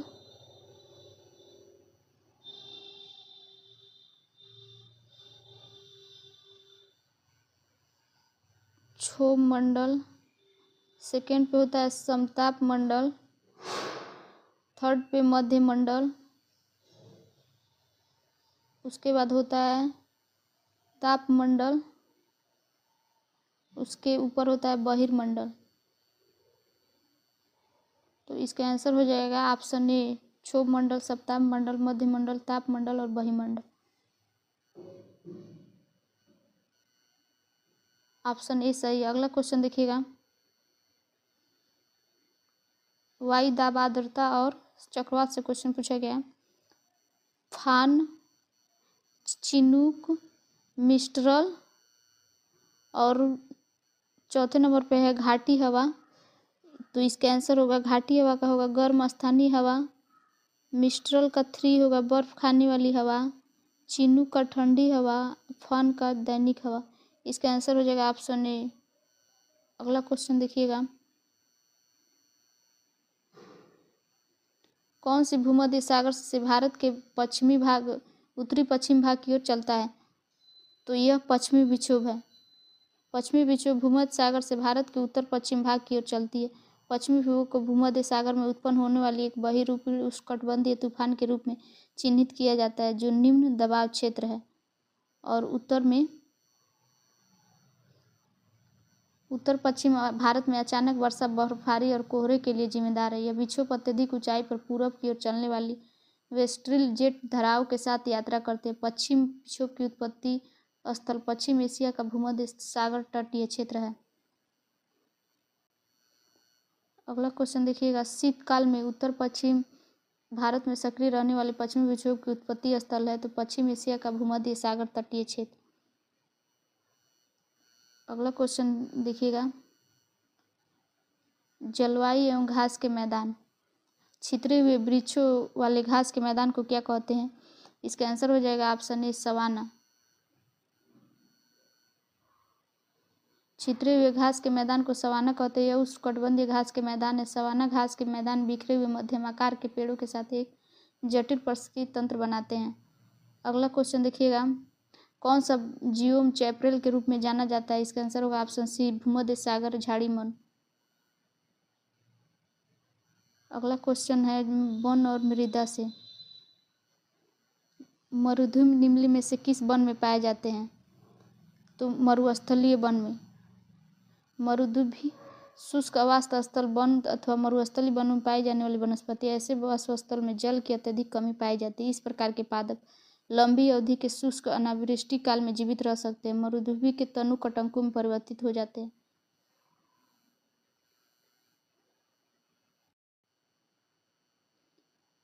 जब बहता पानी चिकनी मिट्टी को काटता है और गहरे चैनल बनाता है तो क्या होता है। ऑप्शन ए है गली पटाव, ऑप्शन बी है शीत क्षरण, ऑप्शन सी है वनों की कटाई। तो इसका आंसर होगा ऑप्शन ए गली कटाव। जब जल चिकनी मिट्टी को काटता है तो उसे गहरे चैनल की गली कटाव या अवनलिका अपर्दन कहते हैं। जिन प्रदेशों में इसकी संख्या अधिक होती है उसे उत्कात भूमि कहते हैं। मृदा अपर्दन के प्रमुख चरण बूंद अपर्दन, परत अपर्दन, रील अपर्दन, अवनालिका अपर्दन, धारा चैनल अपर्दन, अवनालिका गली कटाव से प्रभावित 4 बृहद क्षेत्र पंजाब में शिवालिक क्षेत्र, चंबल यमुना दोआब, छोटा नागपुर प्रदेश, राजमहल पहाड़ी क्षेत्र, गुजरात में खंबाड़ी क्षेत्र। अगला क्वेश्चन देखिएगा, निच्छालन प्रक्रिया संबंधित है तो भारी वर्षा से, खनिज और मिट्टी से, पौधों और जड़ों से। इसका आंसर होगा ऑप्शन डी। ऊपरी सतहों के अवयव का अंतःस्राव निचली सतहों की आने वाली क्रिया को निच्छालन कहते हैं। भारी वर्षा जल वाले क्षेत्रों में खनिज पदार्थ मिट्टी के निचले स्तर में चले जाते हैं जो पौधों की जड़ों से प्राप्त नहीं हो सकते। इस क्षेत्र को लेटराइट मिट्टी पाई जाती है। अगला क्वेश्चन है, मिट्टी का निर्माण किस प्रक्रिया के द्वारा होता है? अन्वेषण, उन्नयन। अगला ऑप्शन है अपक्षय। उपयुक्त में से एक से अधिक, इसका आंसर होगा अपक्षय। खनिज और ऊर्जा संसाधन से देखिए क्वेश्चन क्या पूछा, निम्न में से कौन सा नवीकरणीय ऊर्जा का स्रोत है? कोयला, नवीकरणीय ईंधन, पेट्रोलियम। ये अनवीकरणीय ऊर्जा के स्रोत है, इसलिए इसका आंसर होगा ऑप्शन ई। नवीकरणीय ऊर्जा के स्रोत से प्राप्त ऊर्जा जैसे सौर ऊर्जा, पवन ऊर्जा, जल विद्युत ऊर्जा, तापीय ऊर्जा, महासागरीय ऊर्जा। कोयला, नाभिकीय ईंधन, पेट्रोलियम ये अनवीकरणीय ऊर्जा के स्रोत हैं।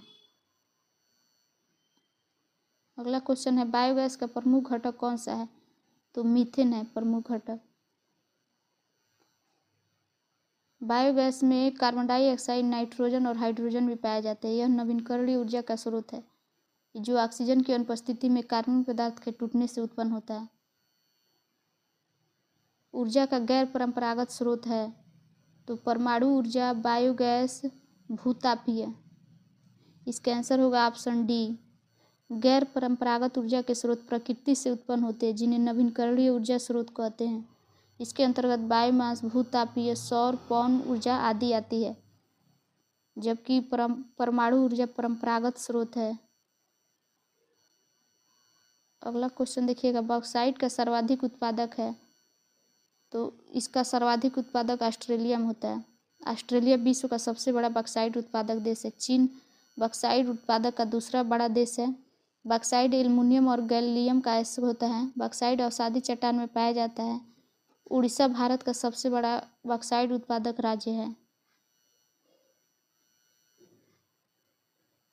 जीवाश्म ईंधन किस प्रकार के साधन के उदाहरण है? तो जीवाश्म ईंधन गैर नवीकरणीय ऊर्जा के उदाहरण है। अगला क्वेश्चन है, महासागरीय प्रपट्टी के मुख्य खनिज घटक क्या है? तो सिलिका और मैग्नीशियम। इसका आंसर होगा ऑप्शन सी। किसी महासागर के ऊपरी परत को ही महासागरीय प्रपट्टी कहते हैं। महासागरीय प्रपट्टी में पाए जाने वाले मुख्य खनिज सिलिका और मैग्नीशियम है। इसकी मोटाई 5 से 10 किलोमीटर तक होती है। कैंत्रित चट्टानों का अभाव होता है। इसके विपरीत महाद्वीपीय भूपट्टी में लावा, राख, चूना पत्थर, बलुआ पत्थर और कैंत्रित चट्टानों की प्रधानता है। इस प्रपट्टी की मोटाई 30 से 50 किलोमीटर तक पाई जाती है। अगला क्वेश्चन देखिएगा, मानव प्रजातियां अधिवासी बस्तियां किस नाम से जानी जाती है? अनौपचारिक बस्ती, अगली कड़ी भूमि, मड़ई नगर। उपयुक्त में से एक से अधिक। इसका आंसर होगा ऑप्शन ए, अनौपचारिक बस्ती। अगला क्वेश्चन देखिएगा,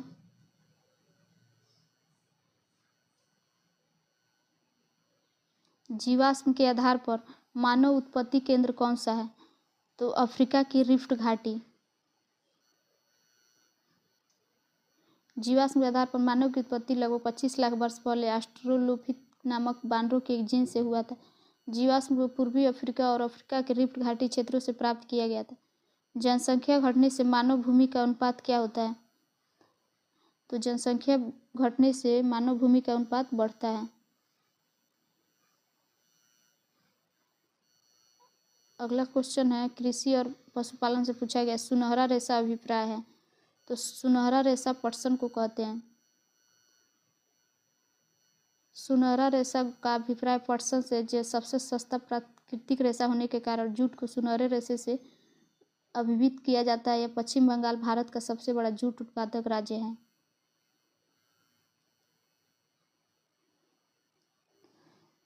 अगला क्वेश्चन, बलूचिस्तान में चलवासी का तंबू कहलाता है तो कीजीसी। बलूचिस्तान में चलवासी खानाबदोश का तंबू किसी कहलाता है? खानाबदोश से तात्पर्य लोगों का है, उन लोगों से जो एक स्थान से दूसरे स्थान पर विचरण करके अपना जीवन व्यतीत करते हैं। अगला क्वेश्चन है, स्थानांतरितशील कृषि के स्थानीय नाम और संबंधित देश का युग्म सही है? चेना बांग्लादेश, मिल्पा रोडेशिया, लद्दाख मलेशिया। तो ये लद्दाख मलेशिया, इसका आंसर होगा ऑप्शन सी। स्थानांतरितशील झूमी खेती को मलेशिया और जावा में लद्दाख नाम से जाना जाता है। श्रीलंका में चेना, मैक्सिको में मिल्पा, कोनुल में थामिल, थाईलैंड में चमराई, म्यांमार में तुंगिया, कांगो में मोसने नाम से जाना जाता है। ये देखिएगा, बेवधियार में बुंदेलखंड में बुलाया जाता है। दीपा बस्तर जिला में, बन्ना दक्षिणी पूर्व राजस्थान में, पोडू आंध्र प्रदेश में, कुमारी पश्चिमी घाट में। नया टॉपिक है विविध। स्टेलेक्टाइट और स्टेलमाइट स्थलाकृतियाँ बनती हैं, तो ये बनती हैं बर्फ द्वारा। अगला क्वेश्चन देखिएगा,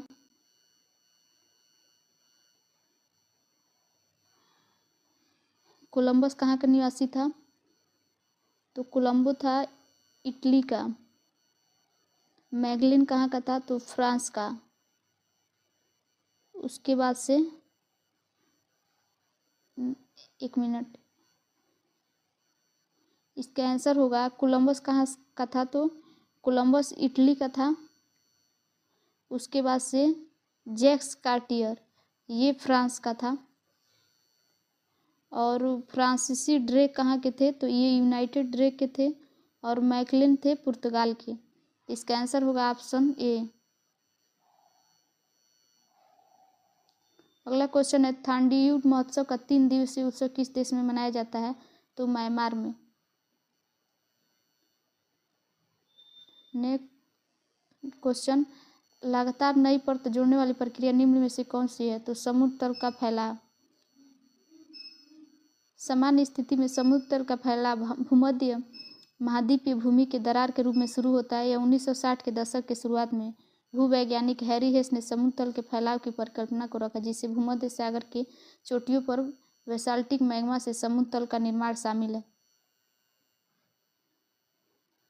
कटक के हर तरफ समुद्र तट का कटक गहरे समुद्र की खाइयों की ओर बढ़ता है, जिससे वह जलमग्न हो जाती है। जब जल यहाँ से गहरे समुद्र की तरफ चला जाता है तो यहाँ